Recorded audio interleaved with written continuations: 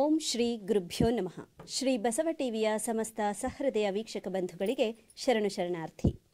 ಅಲ್ಪನೆಂದೆಣಿಸದೆ ನುರಿತಂತೆ ನುಡಿ ಎನ್ನುತ್ತ ಭಕ್ತಿ ಭಾವಂಗಳ ಸತ್ಯತೆಯ ವರ್ಣಿಸುತ್ತ ಗೋಚರ ಅಗೋಚರದ ಸದ್ವಿಚಾರಗಳ ಸಂಸ್ಕಾರ ಭರಿತ ಕಾರ್ಯಕ್ರಮವಾದ ಅನುಭವಗೋಷ್ಠಿ ಕಾರ್ಯಕ್ರಮಕ್ಕೆ ತಮ್ಮೆಲ್ಲರಿಗೂ ಆತ್ಮೀಯವಾದ ಸ್ವಾಗತ ಸುಸ್ವಾಗತ. ಪ್ರಿಯ ವೀಕ್ಷಕರೇ, 12ನೇ ಶತಮಾನದಲ್ಲಿ ಶರಣರಿಂದ ಸ್ಥಾಪಿತವಾದಂತಹ ಅನುಭವ ಮಂಟಪದ ಮುಖೇನ ಲೋಕ ಕಲ್ಯಾಣ ವಿಚಾರಗಳು ಹೇಗೆ ಸಾಗಿ ಬರ್ತಾ ಇದ್ವೋ ಹಾಗೆ ನಮ್ಮ ಅನುಭವಗೋಷ್ಠಿಯ ವೇದಿಕೆಯಲ್ಲಿ ಸಮಾಜ ಕಲ್ಯಾಣ ವಿಚಾರಗಳು, ಚಿಂತನೆಗಳು ಮೂಡಿ ಬರ್ತಾ ಇದೆ. ಇಂತಹ ವಿಚಾರಗಳ ಚರ್ಚೆ ಹಾಗೂ ಚರ್ಚೆಯಿಂದ ಲಭಿಸುವಂತಹ ಮಾಹಿತಿ ತಮ್ಮೆಲ್ಲರಿಗೂ ಉಪಯುಕ್ತವಾಗಿದೆ ಅಂತ ಭಾವಿಸ್ತಾ ಇವತ್ತಿನ ಚರ್ಚೆಯನ್ನು ಪ್ರಾರಂಭಿಸೋಣ. ಇಂದಿನ ಚರ್ಚಾ ವಿಷಯ ಏನು ಅಂತ ತಾವೆಲ್ಲರೂ ಕಾತರದಿಂದ ಕಾಯ್ತಾ ಇದ್ದೀರಾ ಅಲ್ವಾ? ಐಲು ಐಲು ಐಲು ಕೈಲಿದ್ರೆ ಮೊಬೈಲು, ಸ್ಟೈಲು ಸ್ಟೈಲು ಸ್ಟೈಲು ಕೈಲಿದ್ರೆ ಮೊಬೈಲು, ರೀಲು ಫುಲ್ ರೈಲು ಕೈಲಿದ್ರೆ ಮೊಬೈಲು, ಡೀಲು ಫುಲ್ ಡೋಲು ಕೈಲಿದ್ರೆ ಮೊಬೈಲು. ಮೊಬೈಲು ಅನ್ನೋದು ಹೇಗಿದೆ ಅಂದರೆ ವಿಶ್ವಾಮಿತ್ರನ ಮುಂದೆ ಮೇನಿಕೆಯನ್ನು ಇರಿಸಿದಂಥ ಸ್ಥಿತಿ ಇಂದು ಮೊಬೈಲ್ ಮತ್ತು ವ್ಯಕ್ತಿಗಳ ನಡುವೆ ಇರ್ತಕ್ಕಂಥ ಒಂದು ಸ್ಥಿತಿಯಾಗಿದೆ. ಇಂತಹ ಮೊಬೈಲ್ ಬಳಕೆ ಮಕ್ಕಳಿಗೆ ಒಂದು ವರದಾನ ಆಗಿದೆಯಾ ಅಥವಾ ಶಾಪ ಆಗಿದೆಯಾ ಅನ್ನೋ ಒಂದು ವಿಚಾರವನ್ನು ಇವತ್ತಿನ ನಮ್ಮ ಅನುಭವಗೋಷ್ಠಿ ವೇದಿಕೆಯಲ್ಲಿ ಚರ್ಚೆ ಮಾಡ್ತಾ ಇದ್ದೀವಿ. ಆಬಾಲ ವೃದ್ಧರಾದಿಯಾಗಿಯೂ ಬಳಕೆ ಮಾಡ್ತಾ ಇರುವಂಥ ಏಕೈಕ ವಸ್ತು ಅಂದರೆ ಮೊಬೈಲ್. ಹುಟ್ಟಿದ ಮಗುವಿಗೂ ಕೂಡ ಲಾಲಿ ಹಾಡಿ ಮಲಗಿಸೋ ಅಂಥ ಒಂದು ಕೆಲಸವನ್ನು ಮಾಡ್ತಾ ಇರೋದು ಮೊಬೈಲ್. ಹಾಗೆ ವೃದ್ಧರ ಕೈಯಲ್ಲೂ ಸಮಯ ಕಳೆಯೋದಕ್ಕಾಗಿ ಇರೋವಂಥ ಒಂದು ವಸ್ತು ಮೊಬೈಲ್. ಹೀಗೆ ಆಬಾಲ ವೃದ್ಧರಾದಿಯಾಗಿ ಬಳಕೆ ಮಾಡ್ತಾ ಇರೋವಂಥ ಏಕೈಕ ವಸ್ತು ಮೊಬೈಲ್ ಆಗಿರೋದ್ರಿಂದ ಈ ಮೊಬೈಲ್ನ ಉಪಯೋಗ ಪ್ರಸ್ತುತತೆಯಲ್ಲಿ ಮಕ್ಕಳಿಗೆ ವರದಾನವಾಗಿ ಮಾರ್ಪಾಟಾಗಿದೆಯಾ ಅಥವಾ ಶಾಪವಾಗಿ ಪರಿಣಮಿಸಿದೆಯಾ ಅನ್ನುವಂಥ ವಿಚಾರವನ್ನು ಇಂದು ನಮ್ಮ ವೇದಿಕೆಯಲ್ಲಿ ಚರ್ಚೆ ಮಾಡ್ತಾ ಇದ್ದೀವಿ.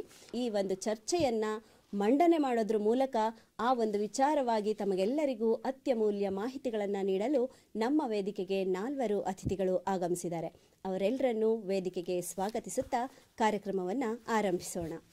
ಈ ಮೊಬೈಲ್ನ ಉಪಯೋಗ ಮಕ್ಕಳಲ್ಲಿ ವರದಾನವಾಗಿ ಪರಿಣಮಿಸಿದೆ. ಈ ಮಕ್ಕಳು ಬಳಕೆ ಮಾಡ್ತಾ ಇರೋಂಥ ಮೊಬೈಲ್ ಏನಿದೆ ಇದರಿಂದ ಮಕ್ಕಳಿಗೆ ವರದಾನ ಆಗಿದೆ. ಈ ಮೊಬೈಲ್ ಒಂದು ವರದಾನ ಅನ್ನೋಂಥ ಒಂದು ವಿಚಾರವನ್ನು ತಮ್ಮ ಮುಂದೆ ಮಂಡನೆ ಮಾಡಲು ನಮ್ಮ ಮುಂದೆ 2 ಅತಿಥಿಗಳು ನಮ್ಮ ವೇದಿಕೆಯಲ್ಲಿದ್ದಾರೆ. ಅವರನ್ನು ಸ್ವಾಗತಿಸೋಣ. ಮೊದಲಿಗೆ ಶ್ರೀಯುತ ಕೊಟ್ರೇಶ್ ಎಸ್ ಉಪ್ಪಾರವರು, ಶಿಕ್ಷಕರು, ಸಾಹಿತಿಗಳು ಹಾಗೂ ಆಧುನಿಕ ವಚನಕಾರರು. ಇವರು ಮೊಬೈಲ್ನ ಬಳಕೆ ಮಕ್ಕಳಿಗೆ ವರದಾನವಾಗಿ ಪರಿಣಮಿಸಿದೆ ಅಂತ ಹೇಳೋವಂಥ ಒಂದು ವಿಚಾರವನ್ನು ತಮ್ಮ ಮುಂದೆ ಮಂಡನೆ ಮಾಡಲಿದ್ದಾರೆ. ಅವರಿಗೆ ಅನುಭವಗೋಷ್ಠಿ ವೇದಿಕೆಗೆ ಶ್ರೀ ಬಸವ ಟಿವಿಯ ವತಿಯಿಂದ ಹೃತ್ಪೂರ್ವಕವಾದಂತಹ ಸ್ವಾಗತವನ್ನು ಬಯಸ್ತಾ ಇದ್ದೀನಿ. ಸರ್, ತಮಗೆ ಕಾರ್ಯಕ್ರಮಕ್ಕೆ ಆತ್ಮೀಯವಾದಂತಹ ಸ್ವಾಗತ. ಶರಣು ಶರಣಾರ್ಥಿ. ನಮಸ್ತೆ. ಇದೇ ಒಂದು ವಿಚಾರವಾಗಿ ಮೊಬೈಲ್ ಉಪಯೋಗ ಮಕ್ಕಳಿಗೆ ವರದಾನವಾಗಿದೆ ಅನ್ನೋ ಒಂದು ವಿಚಾರವನ್ನು ತಮ್ಮ ಮುಂದೆ ಮಂಡನೆ ಮಾಡಲು ನಮ್ಮ ಮುಂದೆ ಇರುವಂತಹ ಮತ್ತೋರ್ವರು ಅತಿಥಿಗಳು ಶ್ರೀಯುತ ಪ್ರಸನ್ನಕುಮಾರ್ ಸುರೇಯವರು. ಇವರು ಕೂಡ ಶಿಕ್ಷಕರು ಮತ್ತು ಸಾಹಿತಿಗಳು. ಸರ್, ತಮಗೂ ಕೂಡ ಈ ಒಂದು ಕಾರ್ಯಕ್ರಮಕ್ಕೆ ಆತ್ಮೀಯವಾದಂತಹ ಸ್ವಾಗತವನ್ನು ಬಯಸ್ತಾ ಇದ್ದೀನಿ. ಶರಣು ಶರಣಾರ್ಥಿ. ಶರಣು ಶರಣ. ಮೊಬೈಲ್ನ ಉಪಯೋಗ ಮಕ್ಕಳಿಗೆ ಶಾಪವಾಗಿದೆ ಅನ್ನೋ ಒಂದು ವಿಚಾರವನ್ನು ಮಂಡನೆ ಮಾಡಲು ನಮ್ಮ ವೇದಿಕೆಯಲ್ಲಿ 2 ಅತಿಥಿಗಳಿದ್ದಾರೆ. ಬನ್ನಿ, ಅವರನ್ನು ಕೂಡ ಕಾರ್ಯಕ್ರಮಕ್ಕೆ ಸ್ವಾಗತ ಮಾಡೋಣ. ಶ್ರೀಯುತ ಸತೀಶ್ ರವರು, ಪ್ರಾಂಶುಪಾಲರು, ಕಾಗದ ನಗರ ಆಂಗ್ಲ ಮಾಧ್ಯಮ ಪ್ರೌಢಶಾಲೆ ಭದ್ರಾವತಿ, ಇಲ್ಲಿಂದ ಆಗಮಿಸಿದ್ದಾರೆ. ಸರ್, ತಮಗೂ ಕೂಡ ಕಾರ್ಯಕ್ರಮಕ್ಕೆ ಆತ್ಮೀಯವಾದಂತಹ ಸ್ವಾಗತವನ್ನು ಬಯಸ್ತಾ ಇದ್ದೀನಿ. ಶರಣು ಶರಣಾರ್ಥಿ. ಶರಣು ಶರಣಾರ್ಥಿ. ಇದೇ ಒಂದು ವಿಚಾರವಾಗಿ ಮೊಬೈಲ್ನ ಬಳಕೆ ಮಕ್ಕಳಿಗೆ ಶಾಪವಾಗಿ ಪರಿಣಮಿಸಿದೆ ಅನ್ನೋವಂಥ ವಿಚಾರವನ್ನು ತಮ್ಮ ಮುಂದೆ ಮಂಡನೆ ಮಾಡಲಿರುವಂತಹ ಮತ್ತೋರ್ವರು ಅತಿಥಿಗಳು ಕುಮಾರಿ ಕಾವೇರಿಯವರು. ಇವರು ಶಿವಮೊಗ್ಗ ಯೂನಿವರ್ಸಿಟಿಯಲ್ಲಿ ಪತ್ರಿಕೋದ್ಯಮಿ ವಿದ್ಯಾರ್ಥಿಯಾಗಿ ವ್ಯಾಸಂಗ ಮಾಡ್ತಾ ಇದ್ದಾರೆ. ಅವ್ರಿಗೂ ಕೂಡ ಕಾರ್ಯಕ್ರಮಕ್ಕೆ ಆತ್ಮೀಯವಾದಂತಹ ಸ್ವಾಗತವನ್ನು ಬಯಸ್ತಾ ಇದ್ದೀನಿ. ಮೇಡಮ್, ತಮಗೂ ಕೂಡ ಕಾರ್ಯಕ್ರಮಕ್ಕೆ ಸ್ವಾಗತ. ಶರಣು ಶರಣಾರ್ಥಿ. ಶರಣು ಶರಣಾರ್ಥಿ. ಪ್ರಿಯ ವೀಕ್ಷಕರೇ, ಇಂದಿನ ಚರ್ಚೆಗೆ ಒಳಪಟ್ಟಂತಹ ವಿಷಯ ಎಷ್ಟು ಸೂಕ್ಷ್ಮವಾಗಿದೆಯೋ ಅಷ್ಟೇ ಗಂಭೀರವಾಗಿಯೂ ಕೂಡ ಇದೆ. ಯಾಕೆ ಅಂದರೆ ಮಕ್ಕಳಲ್ಲಿ ಒಂದು ವರದಾನವಾಗಿ ಪರಿಣಮಿಸ್ತಾ ಇರುವಂತಹ ಮೊಬೈಲ್ ಬಳಕೆ ಶಾಪವಾಗಿಯೂ ಕೂಡ ಪರಿಣಮಿಸ್ತಾ ಇದೆ. ಆದರೆ ಅದರಲ್ಲಿ ಹೆಚ್ಚು ಯಾವುದು ಮಕ್ಕಳಿಗೆ ಮೊಬೈಲ್ನ ಬಳಕೆ ಶಾಪವಾಗಿದೆಯಾ ಅಥವಾ ವರದಾನವಾಗಿದೆಯಾ, ಇದರಿಂದ ಇರೋವಂಥ ಅನುಕೂಲಗಳು ಅನಾನುಕೂಲಗಳು ಪರಿಣಾಮಗಳು ಯಾವ ರೀತಿ ಬೀರ್ತಾ ಇದೆ, ದುಷ್ಪರಿಣಾಮಗಳು ಎಷ್ಟರ ಮಟ್ಟಿಗೆ ಇದೆ, ಇದನ್ನೆಲ್ಲವನ್ನು ನಾವು ಈ ಒಂದು ಚರ್ಚೆಯ ಮುಖೇನ ತಮ್ಮೆಲ್ಲರ ಮುಂದೆ ಮಂಡಿಸ್ತಾ ಹೋಗ್ತಾ ಇರ್ತೀವಿ. ಈಗ ಕಾರ್ಯಕ್ರಮದ ಮೊದಲ ಭಾಗವಾಗಿ ನಾನು ಶ್ರೀಯುತ ಕೊಟ್ರೇಶ್ ಉಪ್ಪಾರ್ ಸರ್ ಅವರನ್ನು ಮಾತಾಡಿಸ್ತಾ ಇದ್ದೀನಿ. ಸರ್, ಇಂದಿನ ಒಂದು ಪ್ರಸ್ತುತ ಸಮಾಜದಲ್ಲಿ ಅಥವಾ ಶೈಕ್ಷಣಿಕ ವ್ಯವಸ್ಥೆಯಲ್ಲಿ ಮಕ್ಕಳಿಗೆ ಅತಿ ಹೆಚ್ಚಾಗಿ ಮೊಬೈಲ್ನ ಮೂಲಕವೇ ಶಿಕ್ಷಣವನ್ನು ಕೊಡ್ತಾ ಇದ್ದೀವಿ. ಮನರಂಜನೆ ಇರ್ಬೋದು ಅಥವಾ ಶಿಕ್ಷಣ ಇರ್ಬೋದು ಅಥವಾ ಕಾಲ ಕಳೆಯೋದಕ್ಕೋಸ್ಕರ ಕೂಡ ನಾವು ಮೊಬೈಲ್ನ ಬಳಕೆ ಮಾಡ್ತಾ ಇದ್ದೀವಿ. ಅದರಲ್ಲೂ ಮಕ್ಕಳು ಯಥೇಚ್ಛವಾಗಿ ಮೊಬೈಲ್ ಬಳಕೆಗೆ ಅಡಿಕ್ಟ್ ಆಗಿಬಿಟ್ಟಿದ್ದಾರೆ. ಈ ಒಂದು ಸಂದರ್ಭದಲ್ಲಿ ಈ ಮೊಬೈಲ್ನ ಬಳಕೆ ಮಕ್ಕಳಿಗೆ ಯಾವ ರೀತಿ ವರದಾನ ಆಗಿದೆ ಅಂತ ತಾವು ತಮ್ಮ ವಿಚಾರವನ್ನು ಮಂಡನೆ ಮಾಡ್ತಾ ಇದ್ದೀರಾ?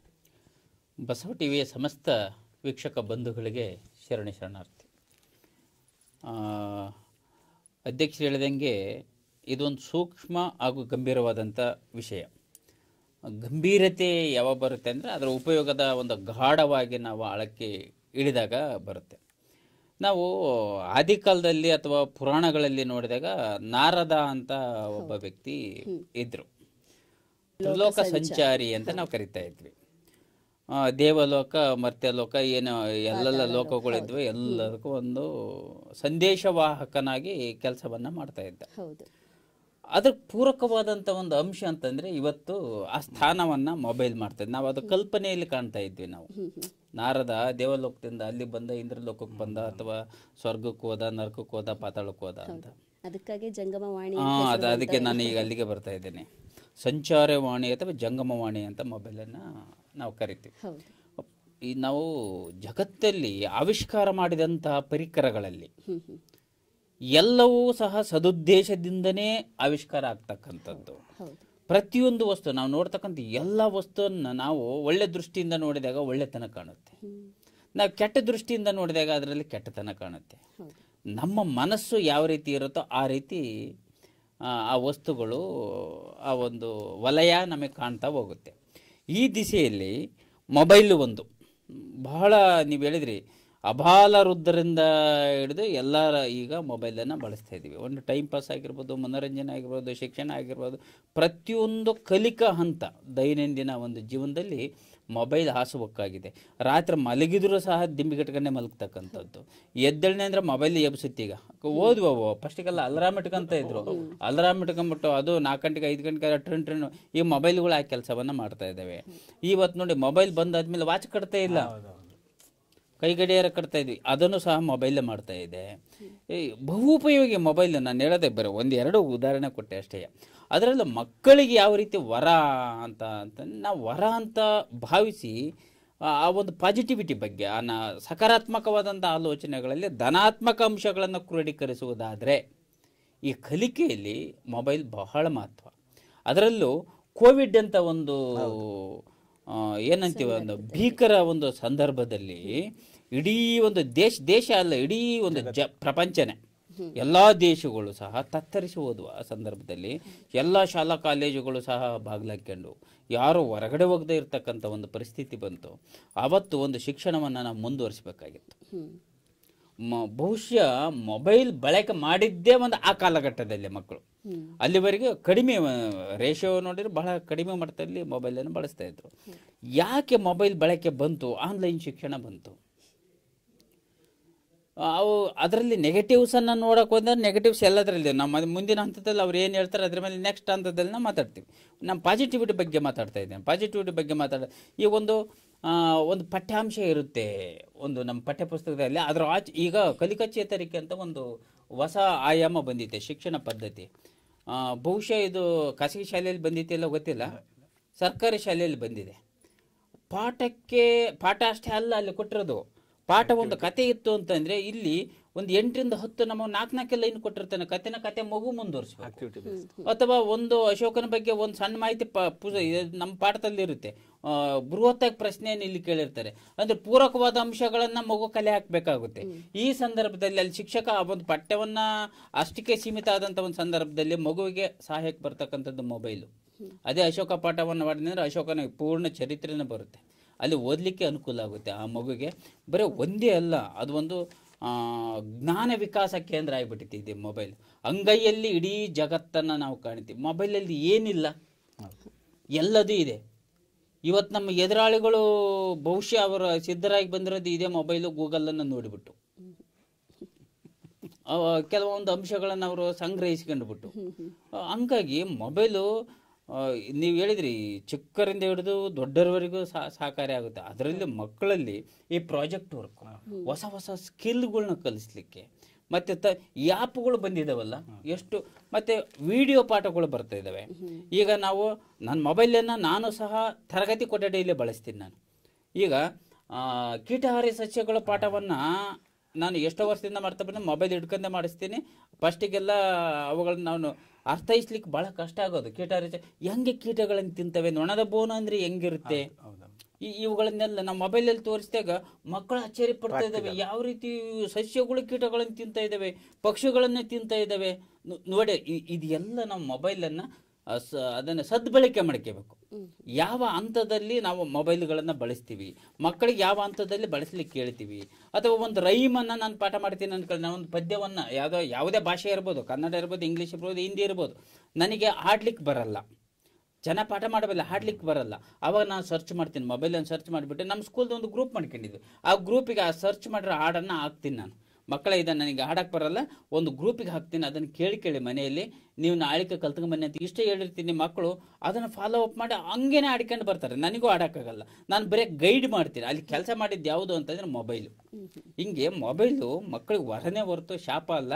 ಸದ್ಬಳಕೆ ಮಾಡುವ ನಿಟ್ಟಿನಲ್ಲಿ ನಾವು ಶಿಕ್ಷಕರಾಗಿರಲಿ, ಸಮಾಜ ಆಗಿರಲಿ, ಪೋಷಕರಾಗಿರಲಿ ಒಂದು ಮಾರ್ಗದರ್ಶನವನ್ನು ನೀಡಬೇಕು.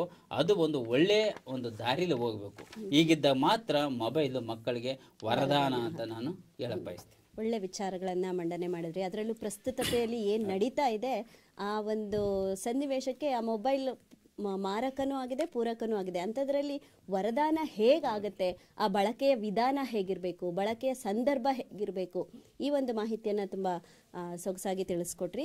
ಧನ್ಯವಾದಗಳು ಸರ್. ಕೊಟ್ರೇಶ್ ಸರ್ ಅವರ ಒಂದು ವಾದಕ್ಕೆ ಸತೀಶ್ ಸರ್ ಅವರು ಏನು ಹೇಳ್ತಾರೆ? ಮೊಬೈಲ್ ಯಾವ ರೀತಿಯಲ್ಲಿ ಶಾಪವಾಗಿದೆ ಅಂತ ಹೇಳ್ತೀರಾ ನೀವು? ಶ್ರೀ ಬಸವ ಟಿವಿಯ ಸಮಸ್ತ ವೀಕ್ಷಕರಿಗೆ ಶರಣಾರ್ಥಿ. ಇವತ್ತೊಂದು ಗಂಭೀರ ವಿಚಾರದ ಬಗ್ಗೆ ಚರ್ಚೆ ಮಾಡ್ತಾ ಇದ್ದೀವಿ. ಮೊಬೈಲ್ನ ಬಳಕೆ ಮಕ್ಕಳಿಗೆ ಉಪಯೋಗ ಆಗಿದೆಯೋ ಅಥವಾ ಶಾಪವಾಗಿದೆಯೋ, ಅಥವಾ ಅನುಕೂಲಕರವಾಗಿದೆಯೋ ಅಥವಾ ಶಾಪವಾಗಿದೆಯೋ ಅಂತ. ನಾನು ನನ್ನ ಮಿತ್ರೆ ಕಾವೇರಿಯವರು ಚರ್ಚೆ ಮಾಡೋಕ್ಕೆ ಕೂತ್ಕೊಂಡಿರೋದು ಇದು ಮೊಬೈಲ್ನ ಗೀಳು ಒಂದು ಶಾಪ ಅಂತ ಹೇಳಿ. ಯಾಕೆ ಶಾಪ ಅಂತ ಹೇಳ್ತಾ ಇದ್ದೀನಿ ಅಂತಂದರೆ, ಇದು ಚರ್ಚೆ ಯಾವ ಮಟ್ಟಿನಲ್ಲಿ ನಮ್ಮ ಎದುರಾಳಿ ತಂಡದವರು ಅದನ್ನು ವರ ಅಂತ ಹೇಳ್ತಾ ಇದ್ದಾರೆ ಅಂತ ಗೊತ್ತಿಲ್ಲ. ಯಾಕೆಂದರೆ ವರ ಅಂತ ಹೇಳಿದ್ರೇ ಅದು ಹಾಸ್ಯಾಸ್ಪದ ವಿಚಾರ ಅನಿಸ್ತಾ ಇದೆ ನನಗೆ. ನಾನು ಹೆಚ್ಚಾಗಿ ಪಾಯಿಂಟ್ ಔಟ್ ಮಾಡ್ತಿರೋದು, ಮೊಬೈಲ್ ಇವತ್ತು ಏನಾದರೂ ಊಟ ಇಲ್ದಂಗೆ ಬದುಕ್ತಾರೆ, ಬೇರೆ ಏನಾದರೂ ಇಲ್ದಂಗೆ ಬದುಕೋ ಮಟ್ಟಿಗಿದ್ದಾರೆ ಮಕ್ಕಳು. ಇವತ್ತು ಮೊಬೈಲ್ ಇಲ್ಲ ಅಂತ ಅಂದರೆ ಏನೋ ಕಳ್ಕೊಂಡಂಗೆ ಆಡ್ತಾ ಇದ್ದಾರೆ ಇವತ್ತು. ಆ ಮಟ್ಟಿಗೆ ಮೊಬೈಲ್ನ ಗೀಳು ಅಂಟ್ಕೊಂಡ್ಬಿಟ್ಟಿದೆ ಮಕ್ಕಳಲ್ಲಿ. ಒಂದು ಕಾಲ ಆಯಿತು, ನಮ್ಮ ತಾಯಿ ನಮ್ಮನ್ನೆಲ್ಲ ಊಟ ಮಾಡಿಸ್ಬೇಕಾದ್ರೆ ಚಂದ್ರನನ್ನು ತೋರಿಸಿ, ಸೂರ್ಯನನ್ನು ತೋರಿಸ್ಬಿಟ್ಟು ಎದುರು ಮನೆ ಮುಂದೆ ಓಡಾಡ್ತಕ್ಕಂಥ ನಾಯಿ ಅಥವಾ ಕೋಳಿಗಳನ್ನು ತೋರಿಸ್ಬಿಟ್ಟು ಒಂದು ತುತ್ತು ತಿನ್ನಲ್ಲ ಅದಕ್ಕೆ ಹಾಕ್ತೀನಿ ಅಂತ ಹೇಳ್ಬಿಟ್ಟು, ಅಥವಾ ಬೇರೆ ಸೂರ್ಯ ಚಂದ್ರ ನೋಡು, ಚಂದ್ರಮಾಮ ನೋಡ್ತಾ ಇದ್ದಾನೆ ಅಂತ ಹೇಳ್ಬಿಟ್ಟು, ಆ ಥರದ್ದೆಲ್ಲ ಒಂದು ಉದಾಹರಣೆನ ಕೊಟ್ಟು ಕೈ ತುತ್ತು ಹಾಕಿರ್ತಕ್ಕಂಥ ಉದಾಹರಣೆ ನನಗಿದೆ. ನಮ್ಮ ಎದುರಾಳಿ ತಂಡದವ್ರಿಗೂ ಇರ್ಬೋದು, ಅದನ್ನು ಅನುಭವಿಸಿರ್ತಾರೆ, ಆ ಒಂದು ಸುಖವನ್ನು ಅನುಭವಿಸಿರ್ತಾರೆ. ಇವತ್ತು ಆ ಸುಖದಿಂದ ನಾವು ಮಕ್ಕಳನ್ನು ವಂಚಿತರನ್ನಾಗಿ ಮಾಡ್ತಾ ಇದ್ದೀವಿ. ಯಾಕೆ ವಂಚಿತ? ಈ ಮಾಡ್ರನ್ ಸೊಸೆ ಅಂದ್ರೆ ಏನು ಮಾಡ್ತಾ ಇದ್ದಾರೆ ಅಂತಂದರೆ, ಅತ್ತೆ ಹೇಳ್ತಕ್ಕಂಥ ಯಾವುದೇ ಮಾತನ್ನು ಕೇಳೋ ಮಟ್ಟಿಗಿಲ್ಲ ಅವರು. ಮಗು ತಿನ್ನಬೇಕಷ್ಟೇ ಅವರಿಗೆ, ಅದಕ್ಕೆ ಏನಾದರೂ ಒಂದು ಕೊಡಬೇಕಷ್ಟೇ. ಸೊ ಮಗುಗೆ ಒಂದು ಯಾವುದೋ ಒಂದು ಆ್ಯಪಲ್ಲಿ ಇರ್ತಕ್ಕಂಥ ಒಂದು ಗೇಮನ್ನು ಅಥವಾ ಯಾವುದೋ ಒಂದು ಕಾರ್ಟೂನನ್ನು ಹಾಕ್ಕೊಟ್ಬಿಡ್ತಾರೆ. ಮಗು ಅದನ್ನು ಸುಮ್ಮನೆ ಕೂರಲ್ಲ, ಅದು ಆಡಿಸ್ತಾನೆ ಇರ್ತಿತ್ತು, ಚೇಂಜ್ ಮಾಡ್ತಾ ಇರ್ತಿತ್ತು, ತೋರಿಸ್ಬಿಟ್ಟಿರ್ತಾರೆ. ಇವತ್ತು ಮಕ್ಕಳು ಯಾವ ಮಟ್ಟಿಗೆ ಹಾಳಾಗಿದ್ದಾರೆ ಅಂತ ಅಂದರೆ, ನಮಗೆ ಕೆಲವು ಆ್ಯಪನ್ನು ಓಪನ್ ಮಾಡೋಕ್ಕೆ ಸಾಧ್ಯ ಇಲ್ಲ. ಅಷ್ಟು ಕ್ಲೀನಾಗಿ ಸಣ್ಣ ಮಕ್ಕಳು ಇವತ್ತು 1.5 ವರ್ಷ 2 ವರ್ಷದ ಮಗು ಅಷ್ಟು ಕ್ಲೀನಾಗಿ ಮೊಬೈಲನ್ನು ಹ್ಯಾಂಡಲ್ ಮಾಡ್ತಾ ಇದೆ. ಸೊ ಆ ಮಟ್ಟಿಗೆ ಹ್ಯಾಂಡಲ್ ಮಾಡ್ತಾ ಇದೆ ಅಂತಂದರೆ, ಮಗುಗೆ ಮೊಬೈಲ್ ಕೊಟ್ಟಾಗ ಮಾತ್ರ ಅದು ಊಟ ಮಾಡುತ್ತೆ, ಇಲ್ಲ ಊಟ ಮಾಡದೇ ಇರ್ತಕ್ಕಂಥ ದುಸ್ಥಿತಿ ನಮ್ಮಲ್ಲಿ ಬಂದಿದೆ. ನಮ್ಮ ಸಾಂಪ್ರದಾಯಿಕ ಪೂಜಾ ವಿಧಾನಗಳು ನಷ್ಟವಾಗ್ತಾರೆ ಇವತ್ತು. ಒಂದು ಕಾಲ ಇತ್ತು, ಮನೆಯಲ್ಲಿರ್ತಕ್ಕಂಥ ಹೆಣ್ಮಗಳು ಬೇಗ ಎದ್ದು ಪೂರ್ಣ ಪ್ರಮಾಣದಲ್ಲಿ ದೇವರ ನಾಮವನ್ನು, ಶ್ಲೋಕವನ್ನು ಹೇಳ್ತಾ ಕುಳಿತುಕೊಂಡು ಪೂಜೆ ಮಾಡ್ತಕ್ಕಂಥ ಪ್ರವೃತ್ತಿ ಇತ್ತು. ಇವತ್ತೇನಿಲ್ಲ, ಒಂದು ಕಡೆ ಮೊಬೈಲನ್ನು ಹಾಕಿರ್ತಾರೆ, ಮೊಬೈಲು ಎಲ್ಲ ಶ್ಲೋಕಗಳನ್ನು ಹೇಳ್ತಾ ಇರ್ತಿತ್ತೆ, ಇವರು ಆ ಶ್ಲೋಕಗಳ ಜೊತೆಗೆ ತಮ್ಮ ಪೂಜೆಯನ್ನು ಮಾಡ್ತಾ ಇದ್ದಾರೆ. ಇದು ಯಾವ ಮಟ್ಟಿಗೆ ನಮ್ಮ ಸಮಾಜವನ್ನು ಹಾಳು ಮಾಡ್ತಾ ಇದೆ ಅಂತಂದರೆ, ಮೊಬೈಲು ಅನೇಕ ಕಾಯಿಲೆಗಳಿಗೆ ದಾರಿ ಮಾಡ್ತಾರೆ. ಆಮೇಲೆ ಮುಖ್ಯವಾಗಿ ನಾನು ಬೇರೆ ಅನೇಕ ಮೊಬೈಲಿಂದ ಆಗ್ತಕ್ಕಂಥ ಮೊಬೈಲ್ ಹಾಗೆ ಶಾಪ್ ಆಗುತ್ತೆ ಅನ್ನೋದನ್ನು ನಾವಿಬ್ಬರು ನಮ್ಮ ವೀಕ್ಷಕರ ಮುಂದೆ ಪ್ರಸ್ತುತಪಡಿಸ್ತೀವಿ ನಮ್ಮ ಮುಂದಿನ ಚರ್ಚೆಯಲ್ಲಿ. ಒಂದು ಹೇಳ್ತೀನಿ, ನಮ್ಮ ಭಾಷೆ ಹೋಗ್ತಾ ಇದೆ ರೀ, ನಮ್ಮ ಭಾಷೆ ಹೋಗ್ತಾ ಇದೆ. ಇವತ್ತು ಏನಾಗ್ತಿದೆ ಅಂತಂದರೆ 15% ಕಾರ್ಡಿತ್ತು ಒಂದು ಕಾಲದಲ್ಲಿ 15% ಕಾರ್ಡಿತ್ತು. ಅದರಲ್ಲಿ ನಾವೇನಾದರೂ ಎಷ್ಟು ಜಾಗ ಬಿಡ್ತಾರಲ್ಲ ಎಲ್ಲವನ್ನೂ ಬರೆದುಬಿಟ್ಟು ಇದು ಕಮ್ಮಿ ಖಾಲಿ ಆಗ್ಬಿಡ್ತಲ್ಲ ಅಂತ ಹೇಳ್ಕೊಂಡೆ ಲೆಟ್ರ್ ಹಾಕ್ತಾಯಿದ್ವಿ, ಪತ್ರ ಹಾಕ್ತಾಯಿದ್ವಿ. ಇವತ್ತು ಅದರ ಪ್ರಮೇಯ ಇಲ್ಲ, ಮೊಬೈಲಿಂದ ಅನುಕೂಲ ಆಗಿದೆ. ಅದೊಂದು ಏನೋ ಶಾರ್ಟ್ ಪೀರಿಯಡಲ್ಲಿ ನಾವು ನಮ್ಮ ಮೆಸೇಜನ್ನು ಡೆಲ್ಲಿಲಿ ಇರಲಿ ಅಥವಾ ಅಮೇರಿಕಾದಲ್ಲಿ ಅವ್ರಿಗೆ ಕಳಿಸ್ಬೋದು ನಾವು. ಅದೊಂದು ಅನುಕೂಲ ಇದೆ ಈಗ. ಆದರೆ ಅದರಿಂದ ಆಗ್ತಕ್ಕಂಥ ಮಕ್ಕಳಲ್ಲಿ ಏನಾಗ್ತಾಯಿದೆ, ಭಾಷೆ ಹೋಗ್ತಾ ಇದೆ. ಕಾಲ್ಮಿ ಅಂದರೆ ಕಾಲ್ಮಿ CL me ಅಂತ ಆಗ್ಬಿಟ್ರೆ ಆಯಿತು. ಆಮೇಲೆ ನಾನು ನಿಮ್ಗೆ ತುಂಬ ಪ್ರೀತಿಸ್ತೀನಿ ಅಂದ್ಬಿಟ್ರೆ 143 ಕಳಿಸ್ರೆ ಆಯಿತು. ಇದು ನಮ್ಮ ಭಾಷಾ ಜ್ಞಾನದ ಅಭಿವೃದ್ಧಿಗೆ ಮೊಬೈಲ್ನ ಕೊಡುಗೆ. 143 ಅಂದ್ರೆ ತುಂಬಾ ಐ ಲವ್ ಯು ಅದು ಐ ಹೇಟ್ ಯು ಅಂತ ಐ ಹೇಟ್ ಯು ಇಲ್ಲ, ಐ ಹೇಟ್ ಆಗಲ್ಲ, ಐ ಲವ್ ಯು ಅದು. ಅಲ್ಲಿ ಮನೆ ಹಾರ್ಟ್ ಬರ್ತಿದ್ದೆ, ಅಲ್ಲಲ್ಲ ಹಾರ್ಟ್ ಬಂದ್ರೆ ಅಲ್ಲ ಕೇಳಿಲ್ಲ 143 ಹಾಕ್ಬಿಟ್ಟು ಮಧ್ಯದಲ್ಲಿ ಒಂದು ಹಾರ್ಟ್ ಬಾಣ ಬಿಟ್ಟಿದ್ದು ಹಾಕ್ಬಿಟ್ಟ ಅಂತಂದ್ರೆ ಐ ಲವ್ ಯು ಅಂತ, ಅದನ್ನ ಚೂರಿ ಹಾಕಿದ್ದು ಹಾಕ್ಬಿಟ್ಟ ಅಂದ್ರೆ ಹೇಟ್ ಯು ಅಂತ. ಇದು ನಮ್ಮ ಭಾಷಾ ಜ್ಞಾನದ ಅಭಿವೃದ್ಧಿಗೆ ನಿಮ್ಮ ವರದಾನವಾಗಿರ್ತಕ್ಕಂಥ ಮೊಬೈಲ್ ಕೊಡ್ತಕ್ಕಂಥ ಶಾಪ. ಅದು ನೀವು ನೋಡಿದ್ದೆ ಅದನ್ನ, ನೋಡಿರ್ತಕ್ಕಂಥ ವಿಚಾರ ನೋಡ್ತಕ್ಕಂಥ ರೀತಿಯಲ್ಲಿ ನಮ್ಮ ಬಳಕೆ ಇದೆ. ಆದರೆ ಮೊಬೈಲ್ನ ಮಗು ಬಳಸೋದ್ರಿಂದ ಅದರ ಆರೋಗ್ಯದ ಮೇಲೆ ಯಾವ ಮಟ್ಟಿನ ಪರಿಣಾಮ ಬೀರುತ್ತೆ, ಅದರ ಬೆಳವಣಿಗೆಯ ಮೇಲೆ, ಮೆದುಳಿನ ಬೆಳವಣಿಗೆ ಮೇಲೆ, ದೈಹಿಕ ಬೆಳವಣಿಗೆ ಮೇಲೆ ಯಾವ ರೀತಿಯ ಪರಿಣಾಮ ಆಗುತ್ತೆ. ಮಕ್ಕಳು ಆಟಕ್ಕೆ ಹೋಗ್ತಾಯಿಲ್ಲ. ಇವತ್ತು ಶಾಲೆಯಿಂದ ಬಂದು ಕೂಡಲೇ ತಾಯಿ ಹತ್ರ ಮೊದಲು ಮೊಬೈಲ್ ಕೇಳ್ತಾರೆ, ಒಂದು ಆರಾಮಿರ್ತಕ್ಕಂಥ ಕುರ್ಚಿಯಲ್ಲಿ ಕೂತ್ಕೊಂಡೆ ತನ್ನ ಆಟಾಡ್ತಾ ಇರ್ತಾರೆ. ಹಾಗಾಗ್ಬಿಟ್ಟು ಗೊಜಮೊಟ್ಟೆ ಆಗಿ ಬೆಳೀತಿದ್ದಾವೆ ಮಕ್ಕಳು. ಎಲ್ಲ ಕಡೆ ಮಾಂಸ, ಎಲ್ಲ ಕಡೆ ಇದು ಕೊಬ್ಬು ಬೆಳೀತಾ ಇದೆ. ಆಟ ಆಡದೇ ಇರೋದ್ರಿಂದ ಮಕ್ಕಳ ಬೆಳವಣಿಗೆಯಲ್ಲಿ ಕುಂಠಿತ ಆಗ್ತಾ ಇದೆ, ಅವರು ರೋಗದ ಮುದ್ದೆಗಳಾಗ್ತಾ ಇದ್ದಾರೆ. ಇದು ಶಾಪ. ಹಾಗಾಗಿ ಮೊಬೈಲ್ನ ಉಪಯೋಗ ಮಕ್ಕಳಿಗೆ ಶಾಪವಾಗಿ ಪರಿಣಮಿಸಿದೆ ಅಂತ ಹೇಳ್ತಾರೆ. ಶಾಪದ ವಸ್ತು ಅದು, ಶಾಪದ ಜಂಗಮವಾಣಿ ಅದು. ಆರೋಗ್ಯದ ಮೇಲೂ ಆರೋಗ್ಯದ ಮೇಲೂ, ಮಾನಸಿಕ ಬೆಳವಣಿಗೆ ಮೇಲೂ, ದೈಹಿಕ ಬೆಳವಣಿಗೆ ಮೇಲೂ, ಸಮಾಜದ ಸುಸ್ಥಿತಿಗೂ ಅದು ಧಕ್ಕೆ ತರ್ತಕ್ಕಂಥ ಕಾರಣ ಮಾಡ್ತಾ ಇದೆ. ದುಸ್ಥಿತಿಗೆ ಧಕ್ಕೆ ತರುತ್ತೆ, ಖಂಡಿತ ಸುಸ್ಥಿತಿಯನ್ನು ಉಂಟು ಮಾಡಿ ಪ್ರಸ್ತುತಪಡಿಸ್ತೀನಿ. ಹೌದು, ಸಮಾಜದ ಸುಸ್ಥಿರತೆ ಏನಿದೆ ಅದನ್ನ ಹಾಳು ಮಾಡುವಲ್ಲಿ ಮೊಬೈಲ್ ಕೂಡ ಒಂದು ಪಾತ್ರ ವಹಿಸಿದೆ. ಇದು ಮಾಡುತ್ತೆ, ಸುಸ್ಥಿತಿಯನ್ನು ಉಂಟು ಮಾಡುತ್ತೆ ಅಂತ. ದುಸ್ಥಿತಿಗೆ ಕಾರಣ ಆಗಿದೆ. ದುಸ್ಥಿತಿಗೆ ಕಾರಣ ಆಗಿದೆ. ದುಸ್ಥಿತಿಗೆ ಕಾರಣ ಮಾತನ್ನ ತಿರುಚಬೇಡ್ರಿ. ಇರ್ಲಿ ಸತೀಶ್ ಸರ್ ಅವರು ಮಾತಾಡ್ತಾ ಮೊಬೈಲ್ನ ಬಳಕೆ ಏನಿದೆ ಅದು ಮಕ್ಕಳಿಗೆ ಶಾಪವಾಗಿ ಪರಿಣಮಿಸಿದೆ. ಅದಷ್ಟೇ ಅಲ್ಲ, ಸಮಾಜದ ಸುಸ್ಥಿರತೆಯನ್ನು ಕೂಡ ಅದು ಹಾಳು ಮಾಡ್ತಾ ಇದೆ ಅಂತ ಹೇಳ್ತಾ ಇದ್ದಾರೆ. ಅವರ ಒಂದು ವಾದಕ್ಕೆ ಪ್ರಸನ್ನ ಸರ್ ಅವರು ತಮ್ಮ ಒಂದು ವಾದ ಏನು ಹೇಳಕ್ಕೆ ಇಷ್ಟಪಡ್ತೀರಾ ಸರ್? ಸಮಸ್ತ ಬಸವ ಟಿವಿ ವೀಕ್ಷಕರಿಗೂ ಶರಣಾರ್ಥಿ. ನಮ್ಮೆಲ್ಲರಿಗೂ ಮೊಬೈಲ್ ವರ. ನಾನು ಮಾತನಾಡುತ್ತಿರುವುದು ಮೊಬೈಲ್ ಪರ. Think positively, live positively.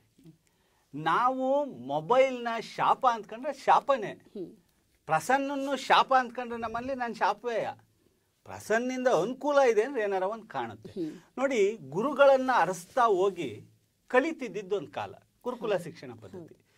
ಒಂದೇ ಸೂರಿನಡಿ ಎಲ್ಲರೂ ಕುಳಿತು ಪಾಠ ಕೇಳ್ತಿದ್ದಿದ್ದು ಒಂದು ಶಿಕ್ಷಣ ಪದ್ಧತಿ, ಮೆಕಾಲೆ ಶಿಕ್ಷಣ ಪದ್ಧತಿ. ಇದೀಗ ಈ ವ್ಯವಸ್ಥೆನೂ ಕೂಡ ಕಾಲಕ್ಕೆ ತಕ್ಕಂತೆ ಬದಲಾಗ್ತಾ ಇದೆ. ಸ್ಮಾರ್ಟ್ ಯುಗದಲ್ಲಿ ಇದೀವಿ ಸ್ವಾಮಿ.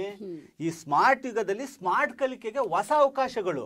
ಸೊ ಸ್ಮಾರ್ಟ್ ಫೋನ್ಗಳ ಬಳಕೆ ವಿದ್ಯಾರ್ಥಿಗಳ ಹೊಸ ಕಲಿಕಾ ವಿಧಾನಕ್ಕೆ ಹೊಸದ ಒಂದು ಪ್ರಪಂಚವನ್ನ ತೆಗೆದಿಡ್ತಾ ಇದೆ ನೋಡಿ. ಕೈ ಬೆಳ್ತುದಿಲಿ ಪ್ರಪಂಚ ಓಪನ್ ಆಗುತ್ತೆ. ನಾವು ಬೇಡ ಅಂದ್ಬಿಟ್ರೆ ಗುರುಗಳು ಚೆನ್ನಾಗಳಿರು. ನಮ್ಮಮ್ಮನೂ ನನಗೆ ಚಂದಮ್ಮನ ತೋರಿಸೇ ಊಟ ಮಾಡಿಸ್ತು. ನಮ್ಮಮ್ಮನೂ ನಾಯಿ ಪಾಯಿನೇ ತೋರಿಸ್ಕೊಂಡು ಊಟ ಮಾಡಿದ್ರು. ನನ್ನ ಮಗಗ್ ನಾನು ಹೆಂಡ್ತಿ ಮೊಬೈಲಲ್ಲಿ ತೋರಿಸ್ತಾ ಇದ್ದಾಳೆ ಅಷ್ಟೇ. ಅದೇ ಚಂದಮಾಮ, ಅದೇ ಕಾರ್ಟೂನಲ್ಲೇ ನಾಯಿ ಬಿಟ್ರೆ ಇನ್ಯಾವ ಬಂದವು. ಚೇಂಜ್ ಆಗ್ತಾ ಇದೆ ಅಷ್ಟೇ. ಅದನ್ನ ನಾನು ನೋಡ್ಬಿಟ್ಟು ಶಾಪ ಅಂದ್ಕೊಂಡ್ರೆ ಈ ಮೊಬೈಲ್ ಇದೆಯಲ್ಲ ಎಂತ ಅದ್ಭುತ ಕೊಟ್ಟಿದೆ ಗೊತ್ತಾ. ನಮ್ಮೂರಲ್ಲಿ 3 ಮನೆ ಹಳ್ಳಿ ಹುಡುಗ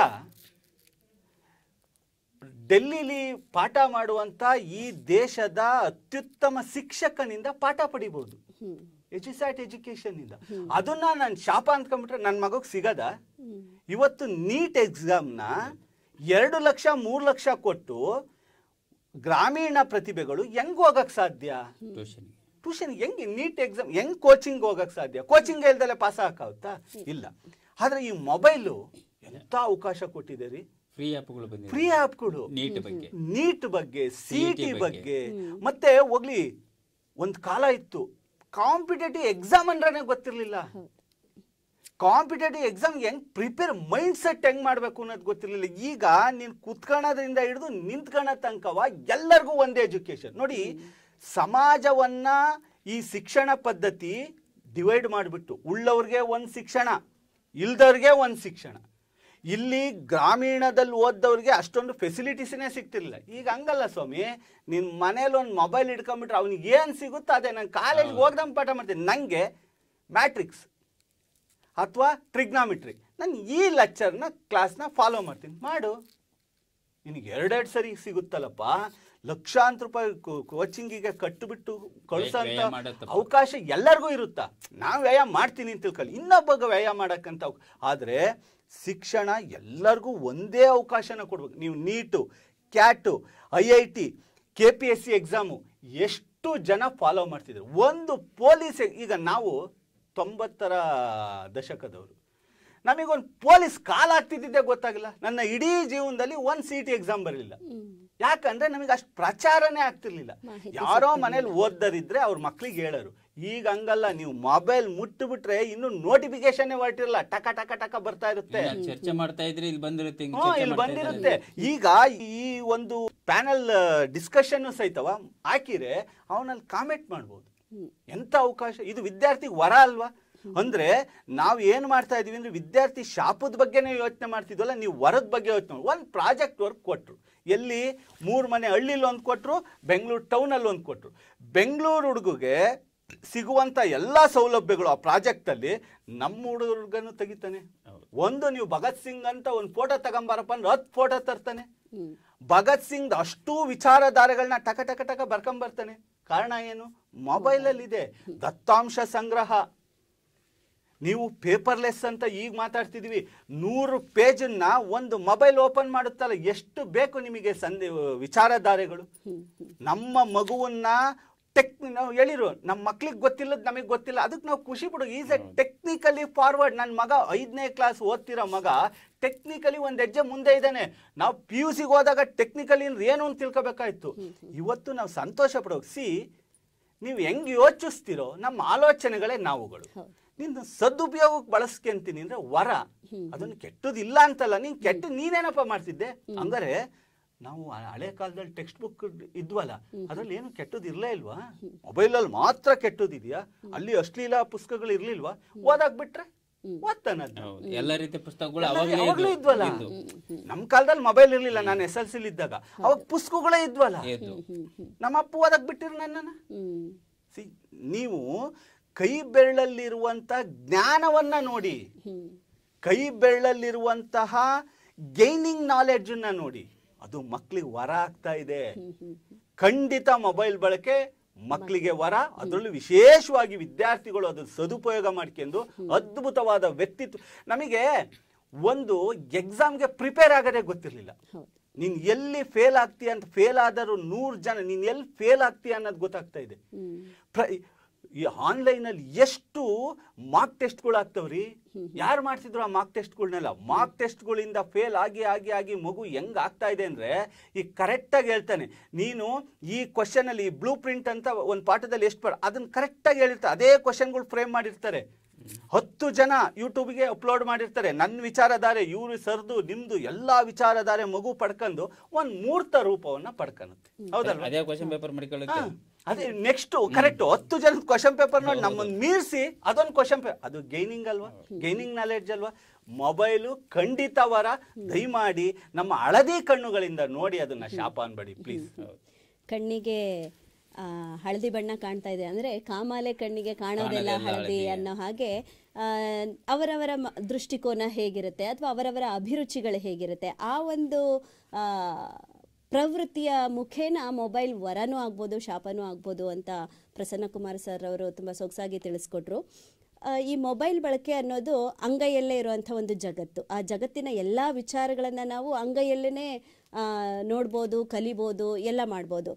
ಒಂದು ಉದಾಹರಣೆ ಹೇಳಬೇಕು ಅಂದರೆ, ಈ ಮ್ಯೂಸಿಕ್ ಗಂಧನೇ ಗೊತ್ತಿಲ್ಲದೆ ಇರುವಂಥ ಒಂದು ಮಗು ಮೊಬೈಲಲ್ಲಿ ಹಾಡು ಕೇಳ್ತಾ ಕೇಳ್ತಾ ಈಗ ಅಪ್ತಿ ಆಗಿರ್ತಾರಲ್ಲ, ಸಂಗೀತದಲ್ಲೇ ಸಾಧಕರಾಗಿರ್ತಾರಲ್ಲ, ಪ್ರೊಫೆಷನಲ್ ಆಗಿ ತಗೊಂಡಿರ್ತಾರಲ್ಲ, ಅವರಿಗಿಂತಲೂ ಮಿಗಿಲಾಗಿ ಸಾಧನೆಯನ್ನ ಮಾಡಿದಂತಹ ನಿದರ್ಶನಗಳು ಇವೆ. ಹಾಗೆ ಆ ಒಂದು ಕಲಿಕೆಗೆ ಒಳಪಟ್ಟಂಥ ಮಗು ಕಲಿತಾ ಕಲಿತಾ ಕಲಿತಾ ಮೊಬೈಲ್ಗೆ ಅಡಿಕ್ಟ್ ಆಗಿ ಮತ್ತೆ ಬೇರೆ ರೀತಿಯ ದುಷ್ಪರಿಣಾಮಗಳನ್ನು ಅನುಭವಿಸಿದ್ದು ಕೂಡ ಇದೆ, ನಿದರ್ಶನಗಳಿದೆ. ಹೀಗಿರುವಾಗ ಮೊಬೈಲ್ ವರದಾನಕ್ಕಿಂತ ಹೆಚ್ಚಾಗಿ ಶಾಪವೇ ಆಗಿದೆ ಅನ್ನೋದನ್ನ ಕಾವೇರಿ ಮೇಡಮ್ ಅವರು ಹೇಗೆ ಪ್ರಸ್ತುತಪಡಿಸ್ತಾರೆ? ಸಮಸ್ತ ಬಸವ ಟಿವಿ ವೀಕ್ಷಕರಿಗೆ ನನ್ನ ನಮಸ್ಕಾರಗಳು. ಜಗತ್ತಲ್ಲಿ ಬದಲಾವಣೆ ಅನ್ನೋ ಒಂದು ಪದವನ್ನು ಬಿಟ್ಟು ಎಲ್ಲದೂ ಕೂಡ ಬದಲಾಗುತ್ತಂತೆ. ಹಾಗೆ ತಂತ್ರಜ್ಞಾನ ಈಗ ಬೆಳೀತಾ ಬೆಳೀತಾ ಇನ್ನೂ ಹೆಚ್ಚಿನದಾಗಿ ಬದಲಾಗ್ತಾ ಇದೆ. ಸರ್ ಒಂದು ಮಾತು ಹೇಳಿದ್ರು, ಸದ್ಬಳಕೆ ಆಗ್ತಾ ಇದೆ ಅಂತ. ಆದರೆ ಸದ್ಬಳಕೆ ಆಗ್ತಾ ಇಲ್ಲ. ನಮ್ಮ ದೃಷ್ಟಿಕೋನದಲ್ಲಿ ಸದ್ಬಳಕೆ ಆಗ್ತಾ ಇದೆ, ಆದರೆ ಮಕ್ಕಳ ದೃಷ್ಟಿಕೋನದಲ್ಲಿ ಅವರು ಮೊಬೈಲ್ನ ಕೈಯಲ್ಲಿ ಹಿಡ್ಕೊಂಡಾಗ ಅವ್ರು ಏನು ನೋಡ್ತಾರೆ ಅಂತ ಹೇಳಿ ನಮಗೆ ಸಮಯಕ್ಕೆ ಸರಿಯಾಗಿ ಒಂದು 5 ನಿಮಿಷ ಬಿಟ್ಟು ಹೋಗಿ ಚೆಕ್ ಮಾಡೋಕ್ಕಾಗಲ್ಲ. ಅವ್ರ ಹತ್ರ ಹೋಗಿ ಅವರು ಏನು ನೋಡ್ತಾ ಇದ್ದಾರೆ ಅನ್ನೋದನ್ನ ಪ್ರತಿ ಸತಿ ಪರಿಶೀಲನೆ ಮಾಡೋಕ್ಕಾಗಲ್ಲ. ಸೊ ಮಕ್ಕಳ ಮನಸ್ಥಿತಿಗೆ ಅದು ಸದ್ಬಳಕೆ ಆಗ್ತಾ ಇಲ್ಲ. ಮತ್ತೆ ಸರ್ ನೀವು ಇನ್ನೊಂದು ಹೇಳಿದ್ರಿ, ಫ್ರೇಮ್, ಇದೊಂದು ಫ್ರೇಮ್ ಅಂತ. ಫ್ರೇಮ್ ನಿಜ, ಆದರೆ ಅವರು ಅದೇ ಫ್ರೇಮಲ್ಲೇ ಇದ್ಬಿಟ್ಟಿದ್ದಾರೆ, ಆ ಫ್ರೇಮಿಂದ ಹೊರಗೆ ಬರ್ತಾ ಇಲ್ಲ. ಈ ತಂತ್ರಜ್ಞಾನ ಅನ್ನೋದು ಏನಿದೆಯಲ್ಲ ಅಷ್ಟೇ ಫ್ರೇಮಲ್ಲಿ ಬದುಕ್ತಾ ಇದ್ದಾರೆ. ನಿಜವಾಗ್ಲೂ ಜಗತ್ತು ಹೇಗಿದೆ ಅಂತ ಹೇಳಿ ಅವರ ಕಣ್ಣು ತೆರೆದು ನೋಡ್ತಾ ಇಲ್ಲ. ಜಗತ್ತು ಬೇರೆ ಥರನೇ ಇದೆ, ತುಂಬ ಹೊಸದಾಗಿದೆ, ಅದವ್ರಿಗೆ ಕಾಣಿಸ್ತಾ ಇಲ್ಲ. ಮತ್ತೆ ಇನ್ನೊಂದು ಮೇಡಮ್, ನೀವು ಹೇಳಿದ್ರಿ ಸಂಗೀತ ಸಾಹಿತ್ಯಕ್ಕೋಸ್ಕರ ಅಂತ. ಸಂಗೀತವನ್ನ ಮೊಬೈಲಲ್ಲಿ ಕೇಳ್ತಾ ಕೇಳ್ತಾ ಅಮ್ಮನ ಜೋಗಳವನ್ನೇ ಮರಿತಾ ಇದ್ದಾರೆ ಮಕ್ಕಳು. ಹಾಂ ಸರ್. ಹಾಗೆ ಇನ್ನೊಂದು, ಹಸಿವು ಚೆನ್ನಾಗಿದ್ರೆ ಊಟ ಚೆನ್ನಾಗಿರುತ್ತಂತೆ ಸರ್. ಈ ಹಸಿವು ಎದರಲ್ಲಿರಬೇಕು ಅನ್ನೋದು ನಮಗೆ ಗೊತ್ತು ಸರ್. ಶಿಕ್ಷಣದಲ್ಲಿ ಇರಬೇಕಾ, ಸಾಹಿತ್ಯದಲ್ಲಿ ಇರಬೇಕಾ, ಅಥವಾ ಬೇಡದೇ ಇರೋ ವಿಷಯದಲ್ಲಿ ಇರಬೇಕಾ ಅಂತ ಹೇಳಿ. ಆದರೆ ಮಕ್ಕಳ ಮನಸ್ಥಿತಿಗೆ ಗೊತ್ತಾಗೋದಿಲ್ಲ ಸರ್. ಅವರಿಗೆ ಒಂದು ಬಾರಿ ಮೊಬೈಲ್ ನೋಡುವಾಗ ಆಸಕ್ತಿ ಹೆಚ್ಚು ಸರ್. ಇನ್ನೂ ಹೊಸದಾಗಿ ನಾವು ನೋಡ್ತಾ ಹೋಗ್ಬೇಕು, ಹೊಸ ವಿಷಯವನ್ನ ನೋಡಬೇಕು ಅಂತ. ಅದೇ ಆಸಕ್ತಿ ಏನಾಗುತ್ತೆ ಅಂದ್ರೆ ವ್ಯಸನವಾಗಿ ಕ್ರಿಯೇಟ್ ಆಗುತ್ತೆ ಸರ್. ಆ ವ್ಯಸನ ಆಗಬಾರ್ದು ಸರ್. ಯಾಕಂದ್ರೆ ಅದರಲ್ಲಿ ಬರುವಂತಹ ವಿಕಿರಣಗಳು ಏನಿದಾವಲ್ವಾ, ಮೊಬೈಲಿಂದ ಬರುವಂತಹ, ಅದು ಹೆಚ್ಚಿನದಾಗಿ ಕಾಯಿಲೆಗಳನ್ನ ತರಿಸ್ತವೆ. ಮತ್ತೆ ಈ ಮೊಬೈಲ್ಗಳಲ್ಲಿ ಆರ್ಟಿಫಿಷಿಯಲ್ ಇಂಟೆಲಿಜೆನ್ಸ್ ಅಂತ ಹೇಳಿ ಒಂದು ಇದೆ ಸರ್. ಇವಾಗ ತಂತ್ರಜ್ಞಾನವನ್ನು ಬಳಸ್ತಾ ಇದ್ದಾರೆ. ನಾವು ಏನನ್ನ ಸರ್ಚ್ ಮಾಡ್ತೀವಲ್ವ, ಏನನ್ನ ಹುಡುಕ್ತೀವಲ್ವ ಮೊಬೈಲಲ್ಲಿ, ಮತ್ತೆ ನಾವು ಮೊಬೈಲ್ ಓಪನ್ ಮಾಡಿದಾಗ ಆ ಮೊಬೈಲೇ ಹೇಳುತ್ತೆ ಸರ್ ನಮ್ಗೆ ಏನು ಬೇಕಂತ ಹೇಳಿ. ಆಗ ಆ ಮಕ್ಕಳು ಯಾವತ್ತೂ ಶೈಕ್ಷಣಿಕದ ಒಂದೇ ನೋಡಲ್ಲ ಸರ್. ಹೆಚ್ಚಿನದಾಗಿ ಕಾರ್ಟೂನ್ಸ್, ಬೇಡದೇ ಇರೋದನ್ನೇ ಹೆಚ್ಚಿನಾಗಿ ನೋಡಿರ್ತಾರೆ. ಮನರಂಜನೆ ಹೆಚ್ಚಾಗ್ತಾ ಹೆಚ್ಚಾಗ್ತಾ ಅಮೃತ ಹೆಚ್ಚಾದ್ರೆ ವಿಷ ಸರ್. ಆ ಮನರಂಜನೆ ಹೆಚ್ಚಾಗಿ ಅವರು ವ್ಯಸನಕ್ಕೆ ಅಡ್ಡಿ ಮಾಡಿಕೊಡುತ್ತೆ ಸರ್ ಮೊಬೈಲ್.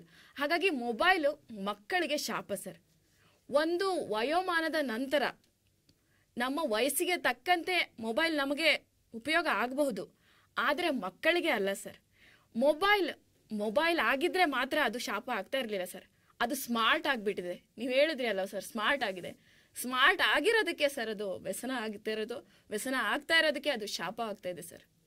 ಇದು ನಾನು ಈ ಮೊಬೈಲ್ ನೋಡೋದು ಮೊದಲಿಗೆ ಒಂದು ಹವ್ಯಾಸವಾಗಿ ಶುರುವಾಗುತ್ತೆ. ಆಗಾಗ ನೋಡ್ತಾ ಇರೋದು, ಏನಾದರೂ ತಿಳ್ಕೊತಾ ಇರೋದು, ಹೀಗೆ ಹವ್ಯಾಸ ಅಭ್ಯಾಸವಾಗುತ್ತೆ, ನಿತ್ಯ ನೋಡ್ತಾ ಇರಬೇಕು ಅಂತ. ಈ ಅಭ್ಯಾಸ ವ್ಯಸನವಾಗುತ್ತೆ. ಆ ವ್ಯಸನ ಕಾಲಾನಂತರದಲ್ಲಿ ದುಶ್ಚಟವಾಗುತ್ತೆ. ಯಾವ ರೀತಿ ದುಶ್ಚಟ ಆಗುತ್ತೆ ಅಂದರೆ, ಯಾವುದೋ ಒಂದು ವಿಡಿಯೋದಲ್ಲಿ ನೋಡಿದ್ದು, ಮಕ್ಕಳು ಈ ಆನ್ಲೈನ್ ಕ್ಲಾಸ್ ಏನು ಬಂತು, ಆನ್ಲೈನ್ ಕ್ಲಾಸಲ್ಲಿ ಮೊಬೈಲ್ನ ಹಿಡ್ಕೊಂಡು ಮೊಬೈಲ್ನ ಒಡನಾಟ ಹೆಚ್ಚಾಗಿದ್ದರಿಂದ ಹಲವಾರು ಮಕ್ಕಳು ಮೊಬೈಲ್ಗೆ ಅಡಿಕ್ಟ್ ಆಗಿಬಿಟ್ಟಿರ್ತಾರೆ. ಅದರಲ್ಲಿ ಒಂದು ಕ್ಷಣ ನೆಟ್ ಖಾಲಿಯಾಗಿ ಅದು ಓಪನ್ ಆಗ್ತಾ ಇಲ್ಲ ಅಂದಾಗ ಬೀದಿಗೆ ಬರ್ತಾರೆ ಮಕ್ಕಳು. ಅಂಕಲ್ ಸ್ವಲ್ಪ ಹೊತ್ತು ನನಗೆ ನಿಮ್ಮದು ನೆಟ್ ಕನೆಕ್ಟ್ ಮಾಡಿ, ವೈಫೈ ಆನ್ ಮಾಡ್ಕೊಳ್ಳಿ, ನೆಟ್ ಕನೆಕ್ಟ್ ಮಾಡಿ, ನಾನು ಏನೋ ನೋಡಬೇಕು. ಈ ರೀತಿ ಈ ಡ್ರಗ್ಸ್ಗೆ ಅಡಿಕ್ಟ್ ಆಗಿದ್ದಂತಹ ಮಕ್ಕಳ ಮನಸ್ಥಿತಿ ಹೇಗಿರ್ತಿತ್ತೋ ಆ ರೀತಿ ಮೊಬೈಲ್ಗೆ ಅಡಿಕ್ಟ್ ಆದವರ ಒಂದು ಮನಸ್ಥಿತಿ ಇತ್ತು ಅನ್ನೋದನ್ನು ಕೂಡ ನಾವು ನಿದರ್ಶನವಾಗಿ ನೋಡ್ತೀವಿ. ಇದರ ಹೊರತಾಗಿಯೂ ಕೂಡ ನಾನು ಆಗಲೇ ಹೇಳಿದೆ, ಸಂಗೀತವನ್ನು ಕಲಿತದ್ದು, ಹಾಗೆ ನಟನೆಯನ್ನು ಕಲಿತದ್ದು, ಈ ಒಂದು ಪ್ರವೃತ್ತಿಗಳಿಗೆ ತೊಡಗಿಸ್ಕೊಳ್ಳೋದಕ್ಕೆ ಈ ಮೊಬೈಲ್ ಒಂದು ಮೊದಲ ಮೆಟ್ಟಿಲಾಗಿ ಕೆಲಸವನ್ನು ಮಾಡ್ತಾ ಹೋಗುತ್ತೆ. ಯಾವ ಗುರುವಿನ ಸಹಾಯ ಇಲ್ಲದೆ ತನ್ನ ಆಸೆ ಆಕಾಂಕ್ಷೆಗಳು ಏನಿರುತ್ತೆ, ಅಭಿರುಚಿಗಳೇನಿರುತ್ತೆ ಅವನ್ನ ಬೆಳೆಸ್ಕೊಳ್ಳೋದಕ್ಕೂ ಕೂಡ ಮೊದಲ ಮೆಟ್ಟಿಲಾಗಿ ಕೆಲಸ ಮಾಡುತ್ತೆ. ಮತ್ತು ಹೆಚ್ಚು ಖರ್ಚಿಲ್ದೇನೆ ವಿದ್ಯೆಯನ್ನು ಕಲಿಸೋದಕ್ಕೂ ಕೂಡ ಇದು ಸಹಾಯಕ ಆಗುತ್ತೆ. ಈ ನಿಟ್ಟಿನಲ್ಲಿ ನೋಡಿದಾಗ ಪ್ರತಿಸ್ಪರ್ಧಿ ಹೇಳೋದಕ್ಕೆ ವಿರೋಧವಾಗಿ ತಾವು ಯಾವ ರೀತಿ ತಮ್ಮ ವಿಚಾರವನ್ನು ಮಂಡನೆ ಮಾಡ್ತೀರಾ ಸರ್? ಕೊಟ್ರೆ ಸರ್. ನೋಡಿ, ಆವಾಗಲೇ ನಾನು ಮಾತಾಡಿದೆ, ಒಂದು ಹಸಿವಿನ ಬಗ್ಗೆ ಕಾವೇರಿ ಮಾತಾಡಿದರು. ಹಸಿವು ಇರಬೇಕು. ಹಸಿವು ಯಾವ ರೀತಿ ಹಸಿವು ಬೇಕು ಅಂತ, ಹಸಿವು ಅನ್ನೋದ್ರಲ್ಲೇ ಎಲ್ಲ ರೀತಿ ನಮಗೆ ಅದು ತೆರಿತಾ ಹೋಗುತ್ತೆ. ನಮಗೆ ಜ್ಞಾನದ ಹಸಿವು ಬೇಕು. ಈ ಪ್ರತಿಯೊಂದರಲ್ಲೂ ನಾವು ಪಾಸಿಟಿವಿಟಿ ಇರಬೇಕು ಅಂತ. ಆವಾಗಲೇ ಪ್ರಸನ್ನ ಸರ್ ಹೇಳ್ತಾರೆ, ನಾವು ನೋಡೋ ದೃಷ್ಟಿಕೋನ ಇದೆಯಲ್ಲ ಅದು ಚೆನ್ನಾಗಿರಬೇಕು ಅಂತ. ಈ ಮಕ್ಕಳಿಗೆಲ್ಲ ಇದು ಅಂತ ಕಾವೇರಿ ಹೇಳಿದ್ದು. ಕಾವೇರಿ ಆಲ್ರೆಡಿ ಮಕ್ಕಳ ಏಜಿಂದ ದಾಟಿ ಬಂದಿರೋದ್ರಿಂದ ಅಲ್ವಾ. ಆದರೆ ಸಣ್ಣ ಮಕ್ಕಳು ಎಷ್ಟೊಂದು ಸಾಧನೆಯನ್ನು ಮಾಡಿದ್ದಾರೆ ಇವತ್ತು ಇದೇ ಒಂದು ಮೊಬೈಲ್ ಆ್ಯಪ್ಗಳಿಂದ. ಮತ್ತು ನಾನು ಒಬ್ಬ ಪ್ರಾಥಮಿಕ ಶಾಲಾ ಶಿಕ್ಷಕ ಆಗಿ ನಾನು ನನ್ನ ಮಕ್ಕಳಲ್ಲಿ ಕಂಡಂಗೆ ಈ ಮೊಬೈಲ್ ಬಳಕೆ ಬಗ್ಗೆ ನಾನು ಹೇಳೋದು, ನಾನು ಗೈಡ್ ಮಾಡಿದಂಗೆ. ಏನು ಇವತ್ತು ಯಾವ್ದಾರ ಒಂದು ಪ್ರಾಜೆಕ್ಟ್ ಇರುತ್ತೆ, ಮಕ್ಕಳ ಇವತ್ತು ನಿಮ್ಮ ತಂದೆ ತಾಯಿಗಳು ಮೊಬೈಲ್ ಇಸ್ಕೋಬೇಕು, ಈ ರೀತಿ ಓಪನ್ ಮಾಡೋಕೆ ನಾನು ಲಿಂಕ್ ಕಳಿಸಿದ್ದೀನಿ ನಾನು ಗ್ರೂಪಿಗೆ. ಆ ಲಿಂಕ್ ಓಪನ್ ಮಾಡಿ ಈ ವಿಡಿಯೋ ಫುಲ್ಲು ನೋಡಿ, ನೀವು ನೋಡಿಬಿಟ್ಟು ಈ ಕೆಳಗಿನ ಪ್ರಶ್ನೆಗಳು ಏನು ಕೊಟ್ಟಿರ್ತೀವಿ ಇದಕ್ಕೆ ಉತ್ತರ ಬರ್ಕೊಂಬನ್ನಿ ಅಂತ. ಅದಕ್ಕೆ ತಕ್ಕಂಥ ಒಂದು ವಿಡಿಯೋನ ನಾನು ಅಟ್ಯಾಚ್ ಮಾಡಿರ್ತೀನಿ. ಅವು ಇಸ್ಕೊಂತವೆ, ಮಕ್ಕಳು ಫುಲ್ಲು ನೋಡ್ತವೆ, ವಿಡಿಯೋನ ಬರ್ಕೊಂಡು ಬಂದಿದ್ದಾವೆ. ಅದು ನಾನು ಕರೆಕ್ಷನ್ ಮಾಡಿದ್ದೀನಿ, ಅವನು ನೋಡಿದ್ದೀನಿ ಮಕ್ಕಳದು. ಇದು ಒಂದು ಪಾಸಿಟಿವಿಟಿ. ಮತ್ತು ಹಸಿವನ್ನು, ಎಂಥ ಹಸಿವನ್ನು ನಾವು ಮಕ್ಕಳಲ್ಲಿ ಮೂಡಿಸ್ಬೇಕು ಎಂಬುದು ನನಗೆ ಗೊತ್ತಿದೆ. ಒಬ್ಬ ಶಿಕ್ಷಕ ಆಗಿ ಯಾವ ಶಿಕ್ಷಕರು ಕೆಟ್ಟ ಹಸಿವನ್ನು ಮೂಡಿಸಲ್ಲ, ಒಳ್ಳೆ ಹಸಿವನ್ನು ಮೂಡಿಸೋದು. ಯಾವ ಪೋಷಕರು ಕೆಟ್ಟ ಹಸಿವನ್ನು ಮೂಡಿಸಲ್ಲ. ಎಲ್ಲ ಪೋಷಕರಿಗೂ ಒಳ್ಳೆ ಹಸಿವು ನಮ್ಮ ಮಕ್ಕಳಿಗೆ ಮೂಡಬೇಕು, ಜ್ಞಾನದ ಬಗ್ಗೆ ಅಂತ ಇರುತ್ತೆ, ಗೈಡ್ ಮಾಡ್ತಾರೆ. ಮಕ್ಕಳ ಕೈಲಿ ನಾವು ಮೊಬೈಲ್ ಕೊಡತ್ತಲ್ಲ ಅವು ಏನೇನೋ ಸರ್ಚ್ ಮಾಡ್ತಾವಂತ ಅಲ್ಲ. ಒಬ್ಬ ನಾವು ಪೋಷಕರಾದರೂ ನಮ್ಮದು ಗಮನ ಇರಬೇಕು. ಈಗ ಈ ಚಾಕು ಕೊಟ್ಟಿರ್ತೀವಿ ಮಕ್ಕಳಿಗೆ, ನನ್ನ ಮಗುಗೆ ತರಕಾರಿ ಹೆಚ್ಚು ಅಂತ ಹೇಳಿರ್ತೀನಿ, ಮಗು ಏನು ಮಾಡುತ್ತೆ? ತರಕಾರಿ ಹೆಚ್ಚುತ್ತೆ, ಹೌದಾ? ತರಕಾರಿ ಹೆಚ್ಚಲಿಲ್ಲ, ಫಸ್ಟಿಗೆ ನಾನು ಹೇಳ್ಕೊಟ್ಟಿರ್ತೀನಿ, ನಾನು ಚಾಕು ಕೊಟ್ಟು ಬಿಡ್ತೀನಿ, ಮಗು ಏನಾರ ಚುಚ್ಕೊಂಡ್ರೆ ಹೆಂಗೆ ಹೊಟ್ಟೆಗೆ ಅನ್ಕೊಂಡ್ಬಿಟ್ರೆ ಚುಚ್ಕೋಬಹುದಲ್ವ? ಅದು ಸಾಧ್ಯತೆ ಇದೆ. ಹಂಗೇನಾರ ಅನ್ಕೊಂಡ್ ಬಿಡ್ತೀವ? ಇಲ್ಲ. ತರಕಾರಿ ಹೆಚ್ಚೋದನ್ನ ಕಲಿಸ್ಬೇಕು ಅಂದ್ರೆ ಹೌದು ಕೊಡಬೇಕು ಅಂತ. ಈಗ ಕರೆಂಟ್ ಮಕ್ಕಳಿಗೆ ಸ್ವಿಚ್ ಹಾಕಂತ ಹೇಳ್ತೀವಿ, ಅಲ್ಲಿ ವೈರು ಅಕಸ್ಮಾತ್ ಓಪನ್ ಇರುತ್ತೆ, ಐರನ್ ಮಾಡಂತ ಹೇಳ್ತೀವಿ. ಅವ ನಮ್ಮ ಸಣ್ಣ ಮಕ್ಕಳು ಮಾಡ್ಕೊಂತವೆ, 6-7ನೇ ತರಗತಿ ಮಕ್ಕಳು ಮಾಡ್ಕೊಂತವೆ ಐರನ್. ಅವ್ರು ಎಲ್ಲಿ ಬಟ್ಟೆ ಮೇಲೆ ಇಟ್ಟು ಐರನ್ ಮಾಡ್ಬೇಕಂಬದು ಗೊತ್ತಿರುತ್ತೆ ಮಕ್ಕಳಿಗೆ. ನಾವು ಈ ಬಟ್ಟೆ ಮೇಲೆ ಇಡಲ್ಲ, ಕೈ ಮೇಲೆ ಇಟ್ಕೊಂಡಿರ್ತವೆ, ಕೆಪಾಳ ಮೇಲೆ ಇಟ್ಕೊಂಡಿರ್ತವೆ ಅನ್ಕೊಂಡ್ಬಿಟ್ರೆ. ನಾವು ನೋಡ್ತಕ್ಕಂಥ ದೃಷ್ಟಿಕೋನ, ಆ ಮಗುಗೆ ನಾನು ಆ ಒಂದು ತಂತ್ರಜ್ಞಾನವನ್ನು ಯಾವುದಕ್ಕಾಗಿ ಕಲಿಸಿದ್ದೀನಿ. ಹಂಗೆ ಎಲ್ಲ ತಂತ್ರಜ್ಞಾನವೂ ಅಷ್ಟೇ. ಮೊಬೈಲ್ ನಾನು ಕೊಟ್ಟಿದ್ದೀನಿ ಅಂತಂತಂದರೆ ನನ್ನ ಗಮನ ಇರಬೇಕು, ಮಕ್ಕಳಿಗೆ ಹೇಳಬೇಕು, ಒಂದು ಟೈಮಿಂಗ್ಸನ್ನು ಕೊಡಬೇಕು ನಾವು ಮಕ್ಕಳಿಗೆ. ಇಷ್ಟು ನನಗೆ ಗೊತ್ತಿರುತ್ತೆ ಈ ವಿಡಿಯೋ ಎಷ್ಟು ನಿಮಿಷದಿಂದ ಎಷ್ಟು ನಿಮಿಷಕ್ಕೆ ಓಡುತ್ತೆ, ನನಗೆ ಆ ಪ್ರಜ್ಞೆ ಇರಬೇಕು. ಮಕ್ಕಳಲ್ಲಿ ನಾನು ಎಂತೆಂಥದನ್ನು ನಾವು ತೋರಿಸ್ಬೇಕಂಬ ನನಗೆ ಪ್ರಜ್ಞೆ ಬರುತ್ತೆ. ನಾವು ಯೂಟ್ಯೂಬ್ ಓಪನ್ ಮಾಡ್ತಾರೆ, ಅದೇದೋ ಬರುತ್ತೆ ಅಂತ ನಾವು ಅದು ಒಂದು ತಿಳುವಳಿಕೆ ಹೇಳಬೇಕು. ಶಿಕ್ಷಕರಾದ್ರೆ ನಾವು ಹೇಳ್ತೀವಿ ಶಾಲೆಯಲ್ಲಿ, ಪೋಷಕರು ಹೇಳ್ತಾರೆ. ಈಗ ಪ್ರಸನ್ನ ಸರ್ ಹೇಳ್ದಂಗೆ ಇವತ್ತು ಮೊಬೈಲ್ ಬಂದಿತ್ತೆ, ಸತೀಶ್ ಸರ್ ಕಾವೇರಿ ಮಾತಾಡ್ತಾ ಇದ್ರು, ಇದು ಹಿಂಗೆ ಯಾವುದೋ ದಿಕ್ಕನ್ನು ತಪ್ಪಿಸ್ತಾ ಇದೆ ಅಂತ. ಹಿಂದೆ ಬಹುಶಃ ಪುಸ್ತಕಗಳನ್ನ ಕದ್ದು ಓದೋರು, ಕೆಟ್ಟ ಪುಸ್ತಕಗಳು ಇದ್ವು, ಕೆಟ್ಟ ವಿಚಾರಗಳನ್ನು ಬಿಂಬಿಸ್ತಕ್ಕಂಥ ಪುಸ್ತಕಗಳು ಇದ್ವು. ನಾನು ಪುಸ್ತಕಗಳ ಹೆಸರು ಹೇಳಲ್ಲ, ಇದ್ವು, ಅವತ್ತು ಇದ್ವು. ಒಂದು ವರ್ಗ ಓದ್ತಾ ಇತ್ತು, ಯಾರಿಗೆ ಗೊತ್ತಾಗ್ತಾ ಇರಲಿಲ್ಲ, ಗುಪ್ತವಾಗಿ ಓದ್ತಾ ಇದ್ರು, ಎಲ್ಲರೂ ಕದ್ದು ಓದ್ತಾ ಇದ್ರು. ಆ ಪುಸ್ತಕ ಖರೀದಿ ಮಾಡೋರು ಕದ್ದು ಮುಚ್ಕೊಂಡು ತಗೊಂಡು ಹೋಗ್ತಾ ಇದ್ರು. ಇದ್ದಿಲ್ವ ಅವತ್ತು? ಮೊಬೈಲ್ ಇಲ್ದಂತ ಒಂದು ಕಾಲಘಟ್ಟದಲ್ಲೇ ಇಂಥ ಸಾಹಿತ್ಯವನ್ನು ಓದಂತ ಸಾಕಷ್ಟು ಜನ ಇದ್ರು. ಸಮಾಜ ಹಾಳಾಗಿ ಹೋಗ್ಬಿಟ್ಟಿತ್ತ? ಇವತ್ತು ಮೊಬೈಲ್ ಇಟ್ಕೊಂಡಿರೋದ್ರಿಂದ ಸಮಾಜ ಹಾಳಾಗಿ ಹೋಗಿದೆಯಾ? ಪುಸ್ತಕದಲ್ಲಿ ಏನೈತೆ ಅದು ಮೊಬೈಲಲ್ಲಿ ಇದೆ. ಆದ್ರೆ ಪುಸ್ತಕ ಓದ್ಲಿಕ್ಕೆ ಯಾವ ರೀತಿ ಪೋಷಕರು ವಿರೋಧ ಮಾಡ್ತಾ ಇದ್ರು, ಇವತ್ತು ಸಹ ಪೋಷಕರು ವಿರೋಧ ಮಾಡ್ತಾರೆ. ಅಂತ ನೋಡ್ತಾ ಇದ್ದಾವೆ ಅಂದ್ರೆ ಯಾವ ಪೋಷಕರು ತಾನು ಖುಷಿ ಪಡ್ತಾರೆ, ನಿಗ್ರಹಿಸ್ತಾರೆ, ಒಂದು ಜಾಗೃತಿ ಇರುತ್ತೆ. ಆದ್ರೆ ಅದು ಬರುತ್ತೆ ಅಂತ ನಾವು ಮೊಬೈಲೇ ಬಳಸೋದು ಬಿಟ್ಬಿಟ್ರೆ, ಈಗ ಮೂಗಿಗೆ ಶೀತ ಬರುತ್ತಪ್ಪ, ಶೀತ ಬಂದಾಗ ಏನ್ ಮಾಡ್ಕೋಬೇಕು ನಾವು? ಪರಿಹಾರವನ್ನು ಕಂಡುಕೊಳ್ಬೇಕು. ಶೀತ ಬರುತ್ತೆ, ಮೂಗ ಕಟ್ ಮಾಡಿ ಬಿಸಿ ಹಾಕೊಂಡ್ಬಿಟ್ರೆ ಮುಖ ವಿಕಾರ ಆಗಿ ಹೋಗುತ್ತೆ, ಅದು ನೋಡಕ್ಕಾಗಲ್ಲ. ಹಂಗಾಗಿ ಸಮಸ್ಯೆಗಳು ಇರ್ತವೆ, ಪಾಸಿಟಿವಿಟಿ ಇರುತ್ತೆ, ನೆಗೆಟಿವಿಟಿ ಇರುತ್ತೆ. ನಾವು ಏನು ಮಾಡಬೇಕು? ಈ ವ್ಯಸನ ಅಂತಂದ್ರೆ ಏನು? ಗೀಳು ಅಷ್ಟೇಯ. ನಾವು ಎಂಥ ವ್ಯಸನಿಗಳಾಗಿರಬೇಕು? ಹಾಗೆ ಜ್ಞಾನ ವ್ಯಸನಿಗಳಾಗಿ ಮಾಹಿತಿ ಸಂಗ್ರಹ ಮಾಡಿ ನೀವು ಅದ್ರಾಗೆ. ಈಗ ನೀವು ಜರ್ನಲಿಸಮ್ ವಿದ್ಯಾರ್ಥಿನಪ್ಪ, ಹೌದಾ? ಎಷ್ಟೊಂದು ಪೂರಕವಾದ ಅಂಶಗಳನ್ನು ಮೊಬೈಲ್ ಕೊಡುತ್ತೆ. ಈಗ ಮಕ್ಕಳಿಗೆ ಒಂದು ಪ್ರಾಜೆಕ್ಟ್ ಕೊಡ್ತಾ ಇದ್ದೀವಿ ಅಂತ ನಮಗೆ ಗೊತ್ತಿಲ್ಲದಂಥದ್ದು, ಈಗ ನಾನು ಒಂದು ಪಾಠ ಮಾಡ್ತಾ ಇದ್ದೀನಿ, ನನಗೆ ಒಂದು 10 ಮಕ್ಕಳಿದ್ದಾವೆ, 2 ಮಕ್ಕಳು 3 ಮಕ್ಕಳಿಗೆ ಕಲ್ಸೋಕ್ಕಾಗ್ತಾ ಇಲ್ಲ, ವಿಫಲನಾಗ್ತಾ ಇದ್ದೀನಿ ಅಂತಂದರೆ ನಾನು ಬೇರೆ ಸ್ಟೆಪ್ಸ್ ಏನಿದ್ದಾವೆ ಈ ಕಲಿಕೆನ ಕಲಿಸ್ಲಿಕ್ಕೆ ಮೊಬೈಲ್ ನೋಡ್ತೀನಿ. ನಾನು ಪರ್ಯಾಯ ನನಗೆ ಮಾರ್ಗೋಪಾಯಗಳು ಕಾಣ್ತವೆ, ಅವನು ಮತ್ತೆ ನಾನು ಅನುಸರಿಸ್ತೀನಿ ತರಗತಿ ಕೊಠಡಿಯಲ್ಲಿ, ಅವನು ಇಂಪ್ಲಿಮೆಂಟ್ ಮಾಡ್ತೀನಿ ನಾನು ನನ್ನ ಮಕ್ಕಳಿಗೆ, ಅಲ್ಲಿ ನಾನು ಸಕ್ಸಸ್ ಆಗ್ತೀನಿ. ಆದ್ದರಿಂದ ಮೊಬೈಲ್ಗಳು ಉಪಯೋಗ ಏನಿದೆ ಮಕ್ಕಳಿಗೆ ವರನೇ ಹೊರತು ಶಾಪ ಅಲ್ಲ. ನಾವು ಬಳಸುವ ನಿಟ್ಟು ಏನಿದೆ, ನಮ್ಮ ಬಳಸುವ ಆಲೋಚನೆ ಏನಿದೆ, ದಿಕ್ಕೇನಿದೆ, ಅದು ಪಾಸಿಟಿವಿಟಿ ಆಗಿರಬೇಕು ಅಂತ. ಆವಿಷ್ಕಾರಕ್ಕೊಳಗಾದಂತಹ ಪ್ರತಿಯೊಂದು ವಸ್ತುವಿನಲ್ಲೂ ಅನುಕೂಲತೆಗಳು ಎಷ್ಟಿರುತ್ತೋ ಅಷ್ಟೇ ಅನಾನುಕೂಲತೆಗಳು ಇರುತ್ತೆ. ಈವನ್ ನಾವು ವಾಸ ಮಾಡ್ತಾ ಇರೋಂಥ ಪರಿಸರನೇ ತಗೊಂಡ್ರು ಕೂಡ ಆ ಪರಿಸರದಲ್ಲೂ ಕೂಡ ಅನುಕೂಲ ಅನಾನುಕೂಲಗಳು ಎಲ್ಲವೂ ಇದೆ. ಒಂದು ಹುಟ್ಟು ಅಂತ ಆಯಿತು ಅಂದರೆ ಆ ಹುಟ್ಟಿನ ಹಿಂದೆ ಏನೆಲ್ಲ ಒಳ್ಳೆಯ ಅಂಶಗಳು ಕೆಟ್ಟ ಅಂಶಗಳು ಇರೋದು ಸಾಮಾನ್ಯನೇ. ಹಾಗಿರುವಾಗ ಈ ಮೊಬೈಲ್ ಮಕ್ಕಳಿಗೆ ವರದಾನ ಎಷ್ಟೆಲ್ಲ ರೀತಿಯಲ್ಲಿ ಆಗಿದೆ ಅನ್ನೋದಕ್ಕೆ ಸಾಕಷ್ಟು ಪುರಾವೆಗಳನ್ನು ಸಾಕ್ಷಿಗಳನ್ನು ಅವರು ನೀಡಿದ್ದಾರೆ. ಅದಕ್ಕೆ ಹೊರತಾಗಿಯೂ ಕೂಡ ವರದಾನ ಅಲ್ಲದೆ ಅದು ಶಾಪವಾಗಿ ಪರಿಣಮಿಸಿದೆ ಅಂತ ಸತೀಶ್ ಸರ್ ಅವರು ಹೇಗೆ ವಾದ ಮಂಡನೆ ಮಾಡ್ತೀರಾ ಸರ್? ನಮ್ಮ ಪ್ರಸನ್ನ ಸರ್ ಆಗಲೇ ಮಾತಾಡ್ತಾ ಒಂದು ಮಾತು ಹೇಳಿದ್ರು, ಮೊಬೈಲು ಜ್ಞಾನ ವಿಕಾಸ ಕೇಂದ್ರ ಇದ್ದಂಗೆ ಅಂತ. ಆ ಒಂದು ಪದವನ್ನು ಮೊಬೈಲಿಗೆ ಬಳಸೋದ್ರ ಮೂಲಕ ನಮಗೊಂದು ಎಚ್ಚರಿಕೆ ಕೊಟ್ಟರು, ಹಳದಿ ಕಣ್ಣಿನಿಂದ ನೋಡೋದನ್ನು ಬಿಡ್ರಿ ಅಂತ. ನಾವು ಹಳದಿ ಕಣ್ಣಿಂದ ನೋಡ್ತಾ ಇಲ್ಲ ಸ್ವಾಮಿ, ಹಳದಿ ಕಣ್ಣಿಗೆ ನೀವು ಕಾರಣ ಮಾಡ್ತಿದ್ದೀರ ಮಕ್ಕಳಿಗೆ. ಯಾಕೆ ಅಂತಂದರೆ ಆಗಲೇ ನನ್ನ ಸ್ನೇಹಿತ ಹೇಳಿದರು, ಮೊಬೈಲಲ್ಲಿ ಯಾವುದೂ ಏನು ಕೇಳೋ ನೆಸಿಟಿ ಇಲ್ಲ, ಅವಶ್ಯಕತೆಯೇ ಇಲ್ಲ. ಫೇಸ್ಬುಕ್ಕಲ್ಲಿರ್ಬೋದು ಅಥವಾ ಇನ್ಸ್ಟಾಗ್ರಾಮಲ್ಲಿರ್ಬೋದು ಅಥವಾ ಯೂಟ್ಯೂಬಲ್ಲಿರ್ಬೋದು, ಒಂದು ಸಲ ಅಪ್ಪಿ ತಪ್ಪಿ ನಮಗೆ ಬೇಕಾಗಿರ್ತಕ್ಕಂಥ ಯಾವ್ದಾದ್ರು ಒಂದು ಕೆಟ್ಟ ವಿಚಾರವನ್ನು ಟೈಪ್ ಮಾಡಿ ಅದನ್ನು ನೋಡಿಬಿಟ್ವಿ ಅಂದ್ಕೊಳ್ರಿ, ಆ ಮೊಬೈಲನ್ನು ಆ ಆ್ಯಪ್ಗಳಿಗೆ ನಮ್ಮ ಗೀಳು ಗೊತ್ತಾಗ್ಬಿಡ್ತಿತ್ತು, ನಮ್ಮ ಚಟ ಗೊತ್ತಾಗ್ಬಿಡ್ತಿತ್ತು, ಅದಕ್ಕೆ ತಿಳ್ಕೊಂಬಿಡ್ತಿದ್ದೆ ಇವನು ಇದರಲ್ಲಿ ಆಸಕ್ತನಾಗಿದ್ದಾನೆ ಅಂತ ಹೇಳ್ಬಿಟ್ಟು ನೆಕ್ಸ್ಟ್ ನಾನು ಮೊಬೈಲನ್ನು ಓಪನ್ ಮಾಡಿದಾಗ ಅದರ 10 ವಿಚಾರಗಳು, ಅದೇ ಥರದ 10 ವಿಚಾರಗಳು ಬರ್ತಾವೆ. ಇಲ್ಲಿ ನಾನು ಮಕ್ಕಳಿಗೆ ನಾನು ಅದರಿಂದ ಶೈಕ್ಷಣಿಕವಾಗಿ ಅಭಿವೃದ್ಧಿ ಆಗ್ಬೋದು, ಅನೇಕ ರೀತಿಯ ಸೌಲಭ್ಯಗಳಿದೆ ಸರ್, ಇಲ್ಲ ಅಂದಿಲ್ಲ. ಇವತ್ತು ಜೊತೆಗೆ ಬರ್ತಿರ್ತಕ್ಕಂಥ ಹೆಂಡತಿ ಕಳೆದೋದ್ರೂ ಕೂಡ ನಾನು ಹುಡ್ಕೊಂಬಟ್ಟಿಗೆ ಹೋಗಲ್ಲ, ಮೊಬೈಲ್ ಕಳೆದು ಹೋಗಿ ಮೊಬೈಲ್ ಎಲ್ಲ ಬಿಟ್ಟು ಬಂದೆ ಅಂತಂದರೆ ನಾನೇ ಕಳೆದೋದಂಗೆ ಹುಡುಕ್ತಾ ಇರ್ತೀನಿ. ಆ ಮಟ್ಟಿಗೆ ಇದೆ ಇವತ್ತು ಅದರ ಗೀಳು. ಸಾರ್ವಜನಿಕರು ಎಲ್ಲರಿಗೂ ಕೂಡ ನನಗೂ ಸೇರಿ ಮಹತ್ವ ಹಂಗಿದೆ, ಅಷ್ಟು ಅದ್ರ ಮಹತ್ವ ಇದೆ. ಆ ಮಹತ್ವನೇ ನಮಗೆ ಗೀಳು ಅಂತ ಪದ ಬಳಸ್ತಾರೆ ನಾವು. ಸೊ ಆ ಮಟ್ಟಿನ ಮಹತ್ವ ಇದೆ. ಆದರೆ ಅದು ನಮ್ಮಂಥ ಹಿರಿಯರಿಗೆ ನಾವು ಒಂದು ಯೋಚನೆ ಮಾಡಿ ಒಂದು ಒಳ್ಳೆ ರೀತಿಯಲ್ಲಿ ಪಾಸಿಟಿವ್ ಆಗಿ ಅದನ್ನು ಉಪಯೋಗ ಮಾಡೋ ಮಟ್ಟಿಗೆ ಹೋಗ್ತೀವಿ ನಾವು ಹಿರಿಯರು. ಆದರೆ ಮಕ್ಕಳಲ್ಲಿ ಅದು ಯಾವ ರೀತಿಯ ಪಾಸಿಟಿವ್ ಆಗಿ ಉಪಯೋಗಿಸ್ಕೋಬೇಕು, ಯಾವುದು ನೆಗೆಟಿವ್ ಅನ್ನೋದು ತಿಳುವಳಿಕೆ ತಗೊಳ್ತಕ್ಕಂಥ ವಿವೇಚನೆ ಇರೋದಿಲ್ಲ.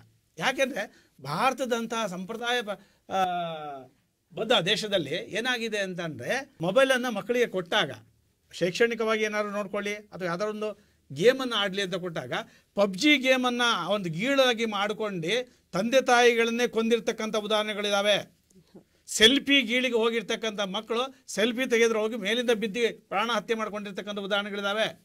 ಸೆಲ್ಫಿ ಸಂದರ್ಭದಲ್ಲಿ ತಿರುಗಿಸ್ತಕ್ಕಂಥ ಮುಖದಿಂದ ಆ ಮುಖಗಳು ಹಂಗೆ ಇದಾವೋ ಅಥವಾ ನಿಜವಾಗಿ ಹೆಂಗಿದಾವೋ ಅನ್ನೋ ಪ್ರಶ್ನೆ ಬರ್ತಕ್ಕಂಥ ಸನ್ನಿವೇಶಗಳು ನಿರ್ಮಾಣ ಆಗಿದ್ದಾವೆ. ಆಮೇಲೆ ಇವತ್ತು ನೋಡ್ರಿ, ಒಳ್ಳೇದಕ್ಕಿಂತ ಮಕ್ಕಳ ಮನಸ್ಸು ಒಂಥರ ಬಿಳಿ ಬಟ್ಟೆ ಇದ್ದಂಗೆ. ಸಣ್ಣ ಪ್ರಮಾಣದಲ್ಲಿ ಏನಾದರೂ ಒಂದು ಕೈ ಏನೋ ಕ್ಲೀನಾಗಿ ತೊಳೆದಿರ್ತಕ್ಕಂಥ, ಸ್ವಚ್ಛವಾಗಿ ತೊಳೆದಿರ್ತಕ್ಕಂಥ ಒಂದು ಕೈಯನ್ನು ಕೂಡ ಅಲ್ಲಿ ಅದ್ರ ಮೇಲೆ ಇಟ್ಟಾಗ ಆ ಬಿಳಿ ವಸ್ತ್ರದ ಮೇಲೆ ಏನೋ ಕಾಣುತ್ತೆ, ಒಂದು ಕಪ್ಪು ಕಲೆ ಕಾಣುತ್ತೆ. ಅಷ್ಟು ನಿಶ್ಚಲವಾದ ಮನಸ್ಸು ಮಕ್ಕಳಲ್ಲಿ ಇರ್ತಿದೆ. ಅಂಥ ಮಕ್ಕಳಿಗೆ ನಾವು ಮೊಬೈಲನ್ನು ಕೊಟ್ಟಾಗ ಅವಕ್ಕೆ ಆರಂಭದಲ್ಲಿ ಒಳಿತು ಕೆಡುಕುಗಳು ಯಾವುದೇ ಅರಿವಿರೋದಿಲ್ಲ. ಇದನ್ನು ನೀವು ಸ್ಪಷ್ಟವಾಗಿ ತಿಳ್ಕೊಳ್ಳಿ. ನೀವು ಒಳಿತ ಕೆಡುಕುಗಳ ಅರಿವಿರೋದಿಲ್ಲ. ನಾನು ಏನೋ ಒಳ್ಳೇದು ನೋಡಪ್ಪ ಅಂತ ಹೇಳಿ ಹಾಕ್ಕೊಟ್ಟಿರ್ತೀನಿ, ಅದು ನೋಡೋದು ಅದೊಂದು ಮುಗಿದ ಮೇಲೆ ಮತ್ತೆ ಮುಂದಿನ ಅಧ್ಯಾಯಕ್ಕೆ ಹೋದಾಗ ಆಕಸ್ಮಿಕವಾಗಿ ಆ ಒಂದು ಆ್ಯಪ್ಗಳು ಈ ನೋಡ್ತಕ್ಕಂಥವ್ರು ಮಕ್ಕಳು ಅನ್ನೋದು ಗೊತ್ತಿರಲ್ಲ, ಪ್ರಜ್ಞೆ ಆ ಒಂದು ಆ್ಯಪ್ನವ್ರಿಗೆ ಇರೋದಿಲ್ಲ. ಸೊ ಕಾಮನ್ ಆಗಿ ಅದರಲ್ಲಿ ಏನೋ ಬಿಟ್ಟಿರ್ತಾರೆ. ಒಂದು ಸ್ಪಷ್ಟವಾಗಿ ಹೇಳ್ಬಿಡ್ತೀನಿ ಸ್ವಾಮಿ, ಆತ ಅವಳೊಂದಿಗೆ ಇದನ್ನು ಏನೋ ಮಾಡಿದ ಅನ್ನೋ ಒಂದು ಹೈಲೈಟ್ ದೃಶ್ಯ ಕಾಣ್ತು ಅಂದ್ಕೊಳ್ರಿ. ಅದು ಏನು ಅನ್ನೋದನ್ನು ಕುತೂಹಲ ತರಿಸುತ್ತೆ ಮಗುಗೆ. ಕ್ಲೀನ್ ಆಗೋದು ಪ್ರೆಸ್ ಮಾಡುತ್ತೆ. ಪ್ರೆಸ್ ಮಾಡಿದಾಗ ಬೇಕು ಬೇಡಗಳನ್ನೆಲ್ಲ ಓದ್ತಾ ಹೋಗುತ್ತೆ. ಬೇಕು ಇದೊಂದು ಸಾರ್ವತ್ರಿಕ ಸತ್ಯ. ಇದರ ಬಗ್ಗೆ ನೀವು ಎಚ್ಚರ ತಗೋಬೇಡಿ, ವೀಕ್ಷಕರು ಕೂಡ ಎಚ್ಚರ ತಗೋಬೇಕಲ್ಲಿ. ನಾವು ಏನೋ ನೀವು ಹೇಳಿದ್ರಿ ಮಕ್ಕಳನ್ನು ಪಾಸಿಟಿವ್ ಆಗಿ ನೋಡ್ರಿ, ನೀವು ತಂತ್ರಜ್ಞಾನವನ್ನು ಬಳಕೆ ಮಾಡೋಕ್ಕೆ ನೋಡ್ರಿ, ಅದನ್ನು ಗುಣಾತ್ಮಕವಾಗಿ ನೋಡಿ ಅಂತ ಹೇಳಿದ್ರಿ. ನೀವು ಇಬ್ಬರು ಹೇಳ್ತಾ ಇದ್ರೆ ಗುಣಾತ್ಮಕವಾಗಿ ನೋಡೋಣ ಸ್ವಾಮಿ. ಎಷ್ಟು ಜನ ಕೆಲಸದ ಒತ್ತಡದಲ್ಲಿರ್ತಾರೆ, ತಾಯಿ ಮನೆಯಲ್ಲಿ ಅಡಿಗೆ ಕೆಲಸದಲ್ಲಿರ್ತಾಳೆ, ತಂದೆ ಕೆಲಸಕ್ಕೆ ಹೋಗಿರ್ತಾನೆ ಅಥವಾ ಬಂದು ಸುಸ್ತಾಗಿ ಬೇರೆ ಇದು ಮಾಡ್ತಿರ್ತಾನೆ. ಮಕ್ಕಳಿಗೆ ಓದಕ್ಕೆ ಕೊಟ್ಟಾಗ ಮೊಬೈಲನ್ನು ಅವರು ಪಾಸಿಟಿವ್ ಆಗಿ ಬಳಸ್ತಾರೆ ಅಂತ ಅವ್ರಿಗೆ ಬೆಂದು ನೋಡೋಕ್ಕಾಗತ್ತ? ಯಾವ ಒಂದು ಕಣ್ಣು ತಪ್ಪಿಸಿ ಏನು ಬೇಕಾದ್ರೆ ಮಾಡೋ ಮಟ್ಟಿಗಿದ್ದಾರೆ ಇವತ್ತು ಪ್ರೇಮ ವಿವಾಹಗಳು ಹೇಳ್ತಿರಲ್ಲ, ಬಾಲ್ಯಾವಸ್ಥೆಯಲ್ಲಿರ್ತಕ್ಕಂಥ ಕೇವಲ PU ಓದ್ತಾ ಇರ್ತಕ್ಕಂಥ ಮಕ್ಕಳು, 18 ವರ್ಷ ವಯಸ್ಸಾಗದೇ ಇರ್ತಕ್ಕಂಥ ಹೆಣ್ಣುಮಕ್ಕಳು ಇವತ್ತು ಪ್ರೇಮದ ಜಾಲಕ್ಕೆ ಬೀಳಕ್ಕೆ ಮುಖ್ಯವಾದ ಕಾರಣ ಮೊಬೈಲ್ ಆಗಿದೆ. ಇವತ್ತು ಮೊಬೈಲನ್ನು ಅತಿ ಶೀಘ್ರಗತಿಯಲ್ಲಿ ಸಂದೇಶವನ್ನು ರವಾನೆ ಮಾಡಿ ನಾನು ಬರ್ತೀನಿ ಅಲ್ಲಿ ನಾವು ಹೋಗೋಣ ಅನ್ನೋ ಮಟ್ಟಿಗೆ ಪ್ರಯತ್ನ ಮಾಡ್ತಕ್ಕಂಥ ಉದಾಹರಣೆ ಇದೆ. ಮೊಬೈಲನ್ನು ಇಟ್ಕೋಬಾರ್ದ ಜಾಗದಲ್ಲೆಲ್ಲ ಇಟ್ಕೊಂಡು ಅದರ ಸೀಕ್ರೆಸಿನ ಮಾಡ್ತಕ್ಕಂಥ ಉದಾಹರಣೆಗಳು ಇದ್ದಾವೆ. ಸೊ ಹಾಗಿದ್ದಾಗ ನಾನು ಹಳದಿ ಕಣ್ಣಿಂದ ನೋಡ್ತಾ ಇಲ್ಲ ಮೊಬೈಲೇ ಬಳಕೆನ ಹಳದಿ ಕಣ್ಣಲ್ಲಿ ನೋಡ್ತಾ ಇಲ್ಲ. ಅದರಲ್ಲಿ ಪಾಸಿಟಿವ್ ಇದೆ, ಆದರೆ ಅದನ್ನು ಪರಿಣಾಮಕಾರಿಯಾಗಿ ಬಳಕೆ ಮಾಡಬೇಕಂತಂದರೆ ಒಂದು ನಿರ್ದಿಷ್ಟ ವಯೋಮಾನವನ್ನು ಗೊತ್ತುಪಡಿಸ್ಬೇಕಾದ ಸರ್ಕಾರ. ನಾವೆಲ್ಲ ಸಾರ್ವಜನಿಕರು ನಾವು ಕೂಡ ಒಂದು ನಿರ್ದಿಷ್ಟ ವಯೋಮಾನವನ್ನು ಗೊತ್ತು ಮಾಡಿ ಆ ವಯಸ್ಸಿನವರು ಮಾತ್ರ ಮೊಬೈಲನ್ನು ಕೊಡಬೇಕಾಗತ್ತೆ. ಇವತ್ತು ಸಣ್ಣ ಪ್ರಮಾಣದಲ್ಲಿರ್ತಕ್ಕಂಥ ಸಣ್ಣ ವಯಸ್ಸಿನ ಮಕ್ಕಳಿಗೆ ಕೊಟ್ಟಾಗ ಅದಕ್ಕೆ ಬ್ರೈನ್ ಟ್ಯೂಮರ್ ಬರ್ತಾ ಇದೆ ಸ್ವಾಮಿ. ನೀವು ಹಳದಿ ಕಣ್ಣು ಅಂತ ಹೇಳ್ತಿರಲ್ಲ, ನೀಲಿ ಪರದೆ ಒಂದು ಕಾಲ ಇತ್ತು, ನಿಮಗೂ ಹೇಳ್ತಾ ಇದ್ದೀನಿ ನಾನು. ಒಂದು ಕಾಲದಲ್ಲಿ ಟಿವಿ ಜಾಸ್ತಿ ಹೊತ್ತು ನೋಡಬೇಡ ಅಂತ ಹೇಳ್ತಾ ಇದ್ರು. ಅಷ್ಟು ದೊಡ್ಡ ಸ್ಕ್ರೀನ್ ಇದ್ರೂ ಕೂಡ ಟಿವಿ ಜಾಸ್ತಿ ಹೊತ್ತು ನೋಡಬೇಡ, ಅದಕ್ಕೆ ಕಣ್ಣಾಳಾಗತ್ತೆ ಅಂತ. ಇವತ್ತು ಕಣ್ಣನ್ನು ಹಾಳು ಮಾಡೋದಕ್ಕೆ ಸಣ್ಣ ಪ್ರಮಾಣದ ಸ್ಕ್ರೀನ್ ಅನ್ನು ಕೊಟ್ಟಿದ್ದೀವಿ. ಇಷ್ಟೇ ಅಂತರದಲ್ಲಿ ಮಗು ನೋಡ್ತಾ ಇರ್ತಿದೆ, ಅದ್ರ ಕಣ್ಣೇನಾಗತ್ತೆ. ನಾನು ಇವಾಗ ಕನ್ನಡಕ್ಕೆ ಹಾಕ್ತಾ ಇದ್ದೀನಿ ಸ್ವಾಮಿ, ನಾನು ಕನ್ನಡಕ್ಕೆ ಹಾಕ್ತಾ ಇದ್ದೀನಿ. ಇವತ್ತಿಗೂ ಕೂಡ ಏನಾದ್ರು ಓದಬೇಕಂದ್ರೆ ಮಾತ್ರ ಕನ್ನಡಕ್ಕೆ ಹಾಕ್ತೀನಿ, ಇಲ್ಲ ಅಂದರೆ ನನ್ನ ಎದುರಲ್ಲಿ ಇರ್ತಕ್ಕಂಥ ಎಲ್ಲರೂ ಸ್ಪಷ್ಟವಾಗಿ ಕಾಣ್ತಾರೆ. ಅಲ್ಲಿ ಕೂತ್ಕೊಂಡಿರೋರು ಪ್ರಸನ್ನ ಸಾರ್, ಇಲ್ಲಿ ಕೂತ್ಕೊಂಡಿರೋದು ಕೊಟ್ಟರೆ ಸಾರ್, ಎಲ್ಲ ಕ್ಲೀನಾಗಿ ಗೊತ್ತಾಗುತ್ತೆ ನನಗೆ. ಆದರೆ ಇವತ್ತಿನ ಮಕ್ಕಳಿಗೆ ಏನಾಗಿದೆ ಅಂತಂದರೆ ಹತ್ತಿರದಲ್ಲಿರ್ತಕ್ಕಂಥ ಕಾಣದೇ ಇರ್ತಕ್ಕಂಥ ಸನ್ನಿವೇಶ ನಿರ್ಮಾಣ ಆಗಿದೆ. ಅವರಿಗೆ ಬಾಲ್ಯಾವಸ್ಥೆಯಲ್ಲಿ ಕನ್ನಡಕ ಬರ್ತಾ ಇದೆ. ಆ ಕನ್ನಡಕದ ವರದಾನ ಕೊಡೋದು ನಿಮ್ಮ ಮೊಬೈಲ್. ಸೊ ಹಾಗಾಗಿ ನಮ್ಮ ಮೊಬೈಲ್ನ ಬಳಕೆ ಪಾಸಿಟಿವ್ ಆಗಿರ್ಬೋದು, ಆದರೆ ನೆಗೆಟಿವ್ ಎಫೆಕ್ಟ್ ನೋಡಿ. ಪರ್ಸೆಂಟೇಜಲ್ಲಿ ನೋಡ್ರಿ ನೀವು ಒಂದು ಅಂಕಿಅಂಶವನ್ನು ನೋಡೋಕೆ ಹೋದಾಗ ಗುಣಾವಗುಣಗಳನ್ನು ಮೊಬೈಲ್ನಿಂದ ಮಕ್ಕಳಿಗೆ ಆಗ್ತಕ್ಕಂಥ ಒಳಿತು ಕೊಡುಕುಗಳ ಪಟ್ಟಿಯನ್ನು ಒಂದು ಶೇಕಡವಾರು ಪರಿಶೀಲನೆ ಮಾಡಕ್ಕೆ ಹೋದಾಗ ಶೇಕಡವಾರು ಫಲಿತಾಂಶದಲ್ಲಿ ಗುಣಗಳಿಗಿಂತ ಅವಗುಣಗಳು ಜಾಸ್ತಿ ಇದ್ದಾವೆ. ಅದರಿಂದ ಆರೋಗ್ಯ ಹಾಳಾಗ್ತಿದೆ, ಕಣ್ಣು ಹಾಳಾಗ್ತಿದೆ, ನಮ್ಮ ಭಾಷಾ ಜ್ಞಾನ ಹಾದಿ ತಪ್ತಾ ಇದೆ, ನಮ್ಮ ವಿಚಾರಗಳಲ್ಲಿ ಭಿನ್ನತೆ ಬರ್ತಾ ಇದೆ. ಅತ್ಯಂತ ಹೆಚ್ಚಾಗಿ ಅಪರಾಧಗಳು ಆಗ್ತಾ ಇದ್ದಾವೆ ಅಂತಂದ್ರೆ ಅದರ ಮೊಬೈಲ್ ಗೀಳಿಂದಾನೆ. ಹಾಗಾಗಿ ಅವಗುಣಗಳ ಅಂಕಿಅಂಶ ನೋಡ್ತಾ ಹೋದಾಗ ಪಟ್ಟಿಯಲ್ಲಿ ಅವಗುಣಗಳೇ ಜಾಸ್ತಿ ಆಗಿದೆ. ಇವತ್ತು ಏನಾದ್ರು ಕ್ರೈಮ್ ನಡೀತಾ ಇದೆ, ಸಣ್ಣ ಮಕ್ಕಳುಗಳು ಕ್ರೈಮ್ ಅಲ್ಲಿ ಇನ್ವಾಲ್ವ್ ಆಗ್ತಾ ಇದಾರೆ ಅಂತಂದ್ರೆ ಅದಕ್ಕೆ ಕಾರಣ ಮೊಬೈಲ್ ಗೀಳು. ಹಾಗಾಗಿ ಮೊಬೈಲ್ ಅಲ್ಲಿ ಶಾಪವಾಗಿ ಪರಿಣಮಿಸಿದೆ ಅಂತ ಹೇಳ್ತೀರಾ. ಮೊಬೈಲ್ ಬಳಕೆ ಯಾವ ರೀತಿ ಶಾಪವಾಗಿದೆ ಅನ್ನೋದನ್ನ ವ್ಯಕ್ತಪಡಿಸ್ತಾ ಆರೋಗ್ಯದ ಮೇಲೆ ಯಾವ ರೀತಿ ದುಷ್ಪರಿಣಾಮವನ್ನು ಬೀರ್ತಾ ಇದೆ ಅನ್ನೋದನ್ನು ಕೂಡ ಸತೀಶ್ ಸರ್ ಅವರು ಹೇಳ್ತಾ ಇದ್ರು. ಇದಕ್ಕೆ ತಮ್ಮ ಒಂದು ವಾದ ಏನು ಹೇಳ್ತೀರಾ ಸರ್? ಪ್ರಸನ್ನ ಸರ್, ಕೈಯಲ್ಲಿದ್ದರೆ ಮೊಬೈಲು ತೆರೆದುಕೊಳ್ಳುವುದು ಹೊಸ ವರ್ಲ್ಡ್. ಬಳಸಿ ಬಿಡು ಅದಕ್ಕೂ ಇದಕ್ಕೂ ಒಮ್ಮೆ ಯೋಚಿಸಿ, ಏಕೆಂದರೆ ಒಳ್ಳೆಯದು ಕೆಟ್ಟದು ಅನ್ನೋದೆಲ್ಲ ನಮ್ಮೊಳಗೆ ಇಲ್ವಾ? ಏಕೆಂದರೆ ಒಳ್ಳೆಯದು ಕೆಟ್ಟದು ಅನ್ನೋದೆಲ್ಲ ನಮ್ಮ ಒಳಗಿಲ್ವಾ? ಮೇಡಮ್ ಅವ್ರು ಹೇಳಿದ್ರು ವ್ಯಸನ ಆಗುತ್ತೆ, ಗೀಳಾಗುತ್ತೆ. ಸರ್ ಹೇಳಿದ್ರು ಒಂದು ಏಜ್ ಆದಮೇಲೆ ಮೊಬೈಲ್ನ ಬಳಕೆ ಕೊಡಿ ಅಂತ. ಹಂಗಾರೆ ದೊಡ್ಡರಿಗೆ ವ್ಯಸನ ಆಗಲ್ವಾ? ದೊಡ್ಡರಿಗೆ ಒಪ್ಕೊಂಡ್ರಲ್ಲ ನೀವು, ವ್ಯಸನ ಆಗತ್ತೆ ಅಂತ ಒಪ್ಕೊಂಡ್ರಲ್ಲ.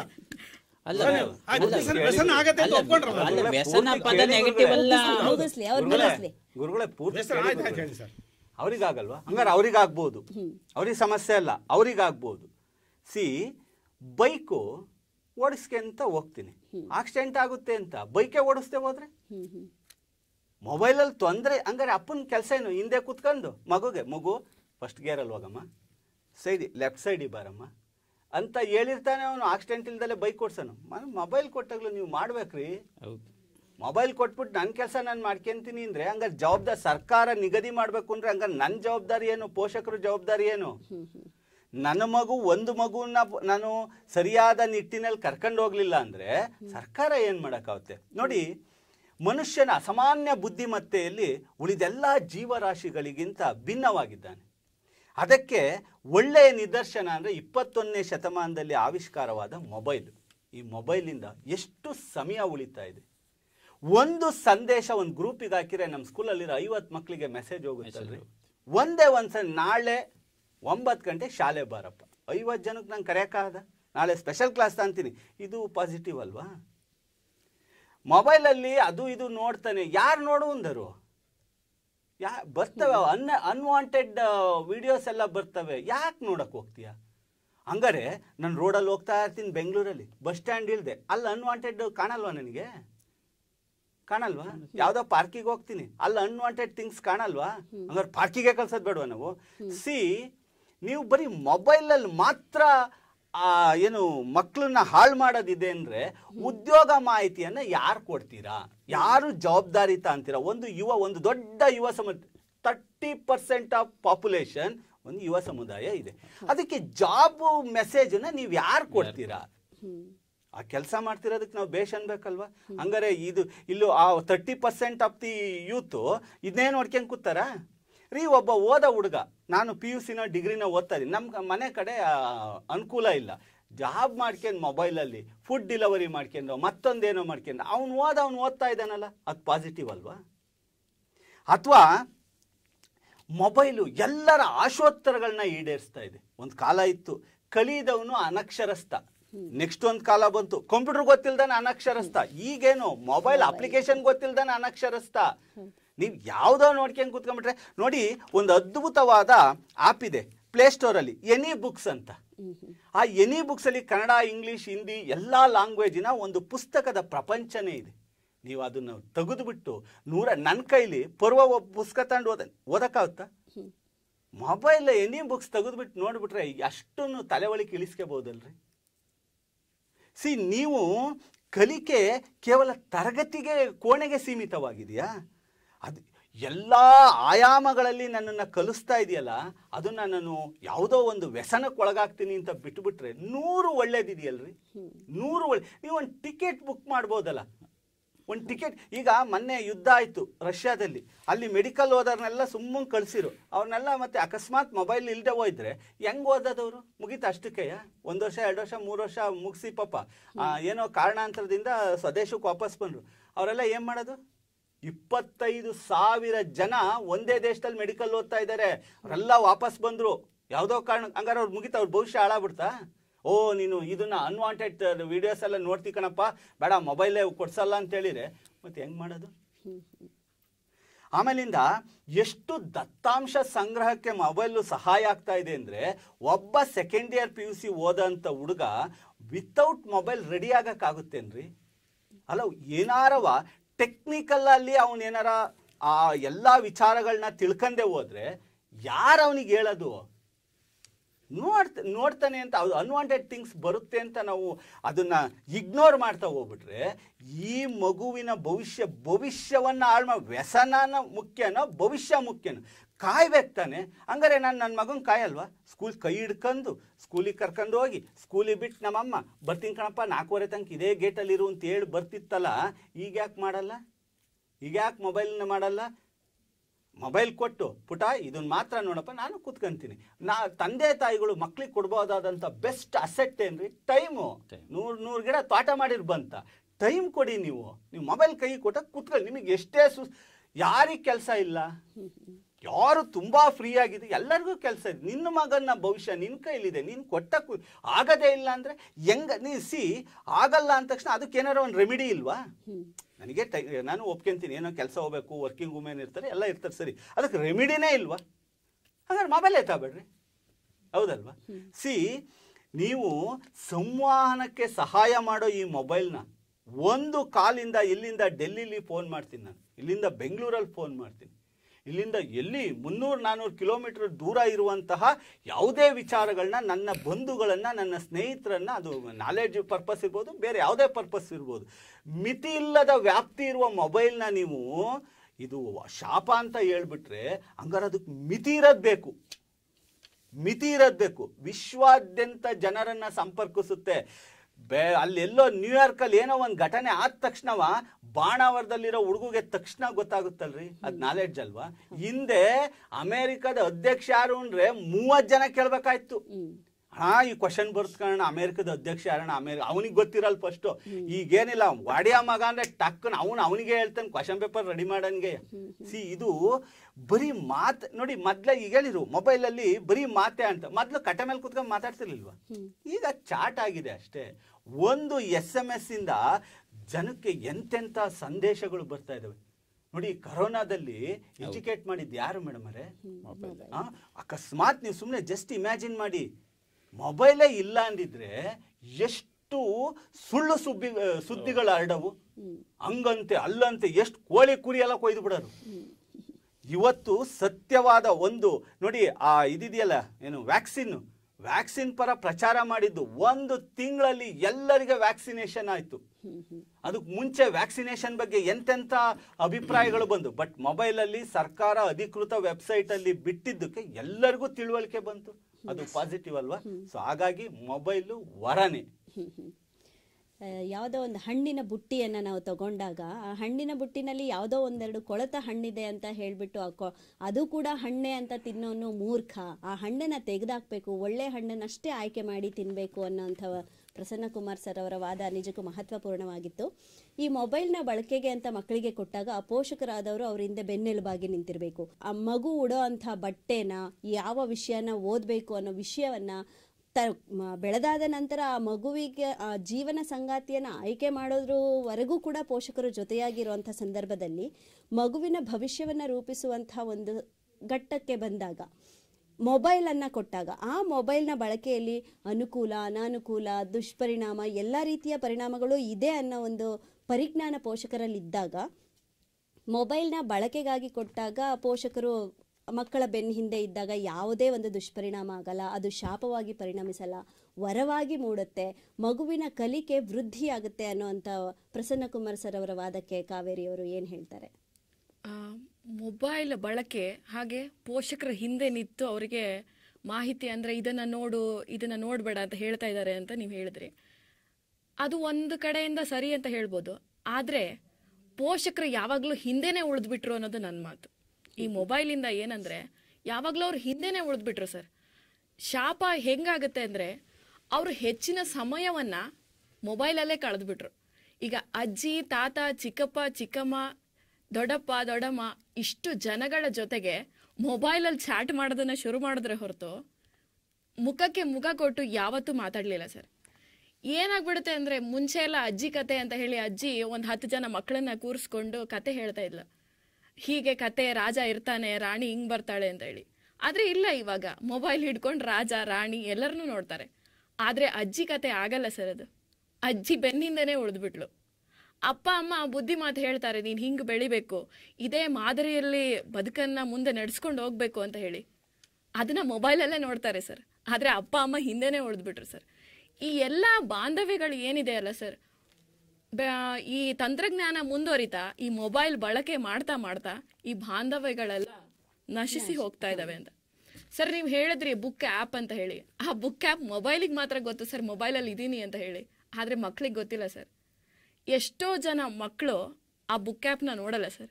ನಾವು ಏನಂದರೆ, ನಾವು ಒಂದು ವಯಸ್ಕರರು ಏನು ಮಾಡ್ತೀವಿ ಅಂದರೆ ನಮಗೆ ಗೊತ್ತು ಬುಕ್ ಆ್ಯಪ್ ಎಲ್ಲಿರುತ್ತೆ, ನಾವು ಹೆಂಗೆ ಓಪನ್ ಮಾಡಿ ಯಾವ ವಿಷಯವನ್ನು ಕಲೆ ಹಾಕಬೇಕು ಅಂತ. ಮಕ್ಕಳ ಅಷ್ಟೆಲ್ಲ ಕಷ್ಟಪಡೋಕ್ಕೆ ಹೋಗೋದಿಲ್ಲ ಸರ್. ಇರಬಹುದು ಕೆಲವೊಂದು ಶಿಕ್ಷಕರು ಹೆಚ್ಚಿನದಾಗಿ ಇನ್ಸ್ಟ್ರಕ್ಷನ್ಸ್ ಅಂದರೆ ಮಾಹಿತಿಯನ್ನು ಕೊಟ್ಟು ನೀವು ಈ ರೀತಿ ಮಾಡಿ ಅಂತ ಹೇಳ್ಬೋದು. ಆದರೆ ಮಕ್ಕಳು ಅದೇ ಥರನೇ ಫಾಲೋ ಮಾಡ್ತಾರೆ ಅಂತ ಹೇಳಿ ಯಾವ ನಂಬಿಕೆ ಸರ್? ಮೇಡಮ್ ಕೂಡ ಹೇಳಿದ್ರು, ಒಂದು ಹಣ್ಣಿನ ಬುಟ್ಟಿಯಲ್ಲಿ 2 ಹಣ್ಣು ಕೊಳ್ತಿದೆ ಅಂತ ಅನ್ನೋ ಮಾತ್ರಕ್ಕೆ ಅಷ್ಟು ಹಣ್ಣು ಹಾಳಾಗಿದೆ ಅಂತ ಏನಲ್ಲ ಅಂತ. ಆ 2 ಹಣ್ಣನ್ನು ಉಳಿಸ್ಬೋದಲ್ಲ ಸರ್ ಮೊಬೈಲ್ ಬಳಕೆ ತೆಗೆದು. ಇನ್ನೊಂದು ಏನಂದರೆ, ನನ್ನ ವೈಯಕ್ತಿಕವಾಗಿ ನಾನೊಂದು ಯೂಟ್ಯೂಬ್ದು ಒಂದು ಸರ್ವೆಯನ್ನು ನಡೆಸ್ತೀನಿ ಸರ್. ಈ ಮಕ್ಕಳ ಮೇಲೆ ಯೂಟ್ಯೂಬ್ ಯಾವ ರೀತಿ ಪರಿಣಾಮವನ್ನು ಬೀರ್ತಾ ಇದೆ ಅಂತ ಹೇಳಿ. ಅದರಲ್ಲಿ ಶೈಕ್ಷಣಿಕನೂ ಇತ್ತು ಮತ್ತು ಉಳಿದೇ ಇರೋ ಎಲ್ಲ ವಿಷಯಗಳು ಇತ್ತು. ಹೆಚ್ಚಿನದಾಗಿ ಮಕ್ಕಳು ಶೈಕ್ಷಣಿಕಕ್ಕೆ ಒತ್ತು ಕೊಡಲೇ ಇಲ್ಲ ಸರ್. ಆಮೇಲೆ ಅದರಲ್ಲಿ ಇನ್ನೊಂದು ಕೂಡ ಇತ್ತು ಆಪ್ಷನ್, ಏನಂದರೆ ಮಕ್ಕಳು ಅಶ್ಲೀಲ ವಿಡಿಯೋಗಳನ್ನ ಹೆಚ್ಚು ನೋಡ್ತಾರೆ ಅಂತ ಹೇಳಿ ಮಕ್ಕಳೇ ಒಪ್ಕೊಂಡಿದ್ದಾರೆ ಸರ್. ಹೌದು, ಮೊಬೈಲ್ ಬಳಕೆಯಿಂದ ಹೆಚ್ಚಿನದಾಗಿ ಅಶ್ಲೀಲ ವಿಡಿಯೋಗಳನ್ನ ನೋಡ್ತಾ ಇದ್ದಾರೆ ಅಂತ. ಇದು ನಾನೊಂದು 55 ಮಕ್ಕಳನ್ನ ಇಟ್ಟುಕೊಂಡು ಸರ್ವೆಯನ್ನು ನಡೆಸಿದ್ದು ಸರ್. ನಾನೇ ಕಣ್ಣಾರೆ ಕಂಡಂತ ಸಾಕ್ಷಿ ಸರ್ ಇದೊಂದು. ಸರ್, ಇನ್ನೊಂದು ಹೇಳ್ಬೋದು, ಒಂದು ಆರ್ಟಿಕಲ್ ಬರುತ್ತೆ, TV is a baby sitter ಅಂತ ಹೇಳಿ. ಇವಾಗ ಅದನ್ನ ಚೇಂಜ್ ಮಾಡಬೇಕಾಗುತ್ತೆ ನಾವು, mobile is a baby sitter ಅಂತ ಹೇಳಿ. ಮೊಬೈಲ್ ತಂತ್ರಜ್ಞಾನ ಮುಂದುವರಿತಾ ಮಕ್ಕಳಲ್ಲಿ ಇರುವಂತಹ ನೈತಿಕತೆ ಕಡಿಮೆ ಆಗ್ತಾ ಇದೆ ಸರ್. ಮಕ್ಕಳಲ್ಲಿ ಇರುವಂತಹ ಅಂದ್ರೆ ಅವರು ಅಪ್ಪ ಅಮ್ಮನ ಜೊತೆಗೆ ಕಳೆಯುವಂತಹ ಸಮಯ ಕಡಿಮೆ ಆಗ್ತಾ ಇದೆ. ನೀವು ಹೇಳ್ತಾ ಇದ್ದೀರಾ ಟೈಮ್ ಹೆಚ್ಚಿಗೆ ಅಪ್ಪ ಅಮ್ಮ ಅಂದ್ರೆ ಮೊಬೈಲಲ್ಲಿ ಇದನ್ನ ನೋಡು ಅಂತ ಹೇಳ್ತಾರೆ ಅಂತ. ಬರೀ ಮೊಬೈಲ್ ನೋಡು ಅಂತ ಹೇಳ್ತಿದ್ದಾರೆ ಹೊರತು ಅಪ್ಪ ಅಮ್ಮನ ಜೊತೆ ಕೂತು ಮಾತಾಡೋಕ್ಕೆ ಸಮಯ ಸಿಗ್ತಾ ಇಲ್ಲ ಸರ್. ನಾನೇ ನೋಡಿದ್ದೀನಿ, ಅಂದ್ರೆ ನನ್ನ ಅಕ್ಕಪಕ್ಕ ಮನೆಯಲ್ಲಿ ಕಣ್ಣಾರೆ ಕಂಡಂತ ದೃಶ್ಯಗಳಿವೆಲ್ಲ. ಒಂದು ಮಗು ಶಾಲೆಯಿಂದ ಬಂದ ತಕ್ಷಣ ಅಪ್ಪ ಅಮ್ಮನ ಜೊತೆ ಮಾತಾಡೋದಕ್ಕಿಂತ ಹೆಚ್ಚಾಗಿ ಅದು ಮೊಬೈಲ್ನ ನೋಡುತ್ತೆ ಸರ್. ಹಾಗಾಗಿ ಮೊಬೈಲ್ ನಮಗೆ ಯಾವತ್ತೂ ವರದಾನ ಆಗಲಿಕ್ಕೆ ಸಾಧ್ಯ ಇಲ್ಲ ಸರ್, ಅದು ಒಂದು ಶಾಪವೇ ಅಂತ ಹೇಳಿ ನನ್ನ ಮಾತು. ಮಕ್ಕಳ ಕೈಯಲ್ಲಿ ಮೊಬೈಲ್ ಯಾವಾಗ ಸೇರ್ಕೊಂತೋ ಅವತ್ತಿಂದ ಮಕ್ಕಳ ನಡುವೆ ಯಾರ ಒಡನಾಟ ಇರಬೇಕಿತ್ತೋ ಅವರ ಒಡನಾಟ ಅಲ್ಲಿ ತಪ್ಪು ಹೋಗ್ತಿದೆ ಅನ್ನೋದು ಕಾವೇರಿ ಮೇಡಮ್ ರವರ ವಾದ ಆಗಿದೆ. ಇದು ಒಂದು ರೀತಿ ಚರ್ಚೆ ನಡೀತಾ ಹೋಗ್ತಾ ಇದ್ರೆ ಎಲ್ಲಿಗೆ ಅದನ್ನ ಫುಲ್ ಸ್ಟಾಪ್ ಇಡಬೇಕು, ಎಲ್ಲಿಗೆ ಎಂಡಪ್ ಮಾಡಬೇಕು ಅಂತಾನೆ ಗೊತ್ತಾಗೋದಿಲ್ಲ. ಯಾಕೆಂದ್ರೆ ವರದಾನಕ್ಕೆ ಪೂರಕವಾಗಿ ಎಷ್ಟು ಅಂಶಗಳು ಸಿಗುತ್ತೋ ಶಾಪಕ್ಕೂ ಕೂಡ ಪೂರಕವಾಗಿ ಅಷ್ಟೇ ಅಂಶಗಳು ಸಿಗುತ್ತೆ. ಆದರೆ ಇದನ್ನ ಗಣತಿಯಾಗಿ ತಗೊಳ್ತಾ ಹೋದಾಗ, ಪಟ್ಟಿ ಮಾಡ್ತಾ ಹೋದಾಗ ಯಾವುದರ ಒಂದು ಸಂಖ್ಯೆ ಹೆಚ್ಚಾಗಿ ಸಿಗುತ್ತೆ ಅನ್ನೋದನ್ನ ನಾವು ತಿಳ್ಕೋಬೇಕು ಅಂದರೆ ಈ ಒಂದು ಚರ್ಚೆಯನ್ನ ಮುಂದಿನ ಸಂಚಿಕೆಗೂ ಕೂಡ ಮುಂದುವರಿಸಬೇಕಾಗುತ್ತೆ ವೀಕ್ಷಕರೇ. ಹಾಗಾಗಿ ಇಂದಿನ ಈ ಸಂಚಿಕೆಯನ್ನು ಇಲ್ಲಿಗೆ ಮುಗಿಸ್ತಾ ಇದ್ದೀವಿ. ಇದುವರೆಗೂ ಮೊಬೈಲ್ ಉಪಯೋಗದಿಂದ ಮಕ್ಕಳಿಗೆ ವರದಾನ ಆಗ್ತಾ ಇದೆಯಾ ಅಥವಾ ಶಾಪ ಆಗ್ತಾ ಇದೆಯಾ ಅನ್ನೋ ಒಂದು ವಿಚಾರವನ್ನು ಮಂಡನೆ ಮಾಡ್ತಾ ಅತಿ ಹೆಚ್ಚು ಉತ್ತಮವಾದಂತಹ ಮೌಲ್ಯಯುತ ಮಾಹಿತಿಗಳನ್ನು ತಮಗೆ ತಿಳಿಸಿಕೊಟ್ಟಂತಹ 4 ಅತಿಥಿಗಳಿಗೂ ಅನುಭವಗೋಷ್ಠಿ ವೇದಿಕೆಯ ಮುಖೇನ ಶ್ರೀ ಬಸವ ಟಿವಿಯ ವತಿಯಿಂದ ಹೃತ್ಪೂರ್ವಕವಾದ ಧನ್ಯವಾದಗಳನ್ನು ಅರ್ಪಿಸ್ತಾ ಇದ್ದೀನಿ. ಶರಣಾರ್ಥಿ. ನೋಡಿದ್ರಲ್ಲ ವೀಕ್ಷಕರೇ, ಮೊಬೈಲ್ ಬಳಕೆಯಿಂದ ಏನೆಲ್ಲ ಅನುಕೂಲಗಳಿದೆಯೋ ಅಷ್ಟೇ ಅನಾನುಕೂಲಗಳು ಇದೆ. ಯಾವ ರೀತಿಯ ಪರಿಣಾಮಗಳು ಬೀರ್ತಾ ಇದೆ, ಅದು ವರದಾನವಾಗ್ತಿದೆಯಾ, ಶಾಪ ಆಗ್ತಾ ಇದೆಯಾ ಅನ್ನೋದನ್ನ ನಾವು ಚರ್ಚೆ ಮಾಡ್ತಾ ಹೋದಂತೆಲ್ಲ ಅದರ ಹುನ್ನಾರಗಳು ಬಿಟ್ಕೋತಾ ಹೋಗುತ್ತೆ.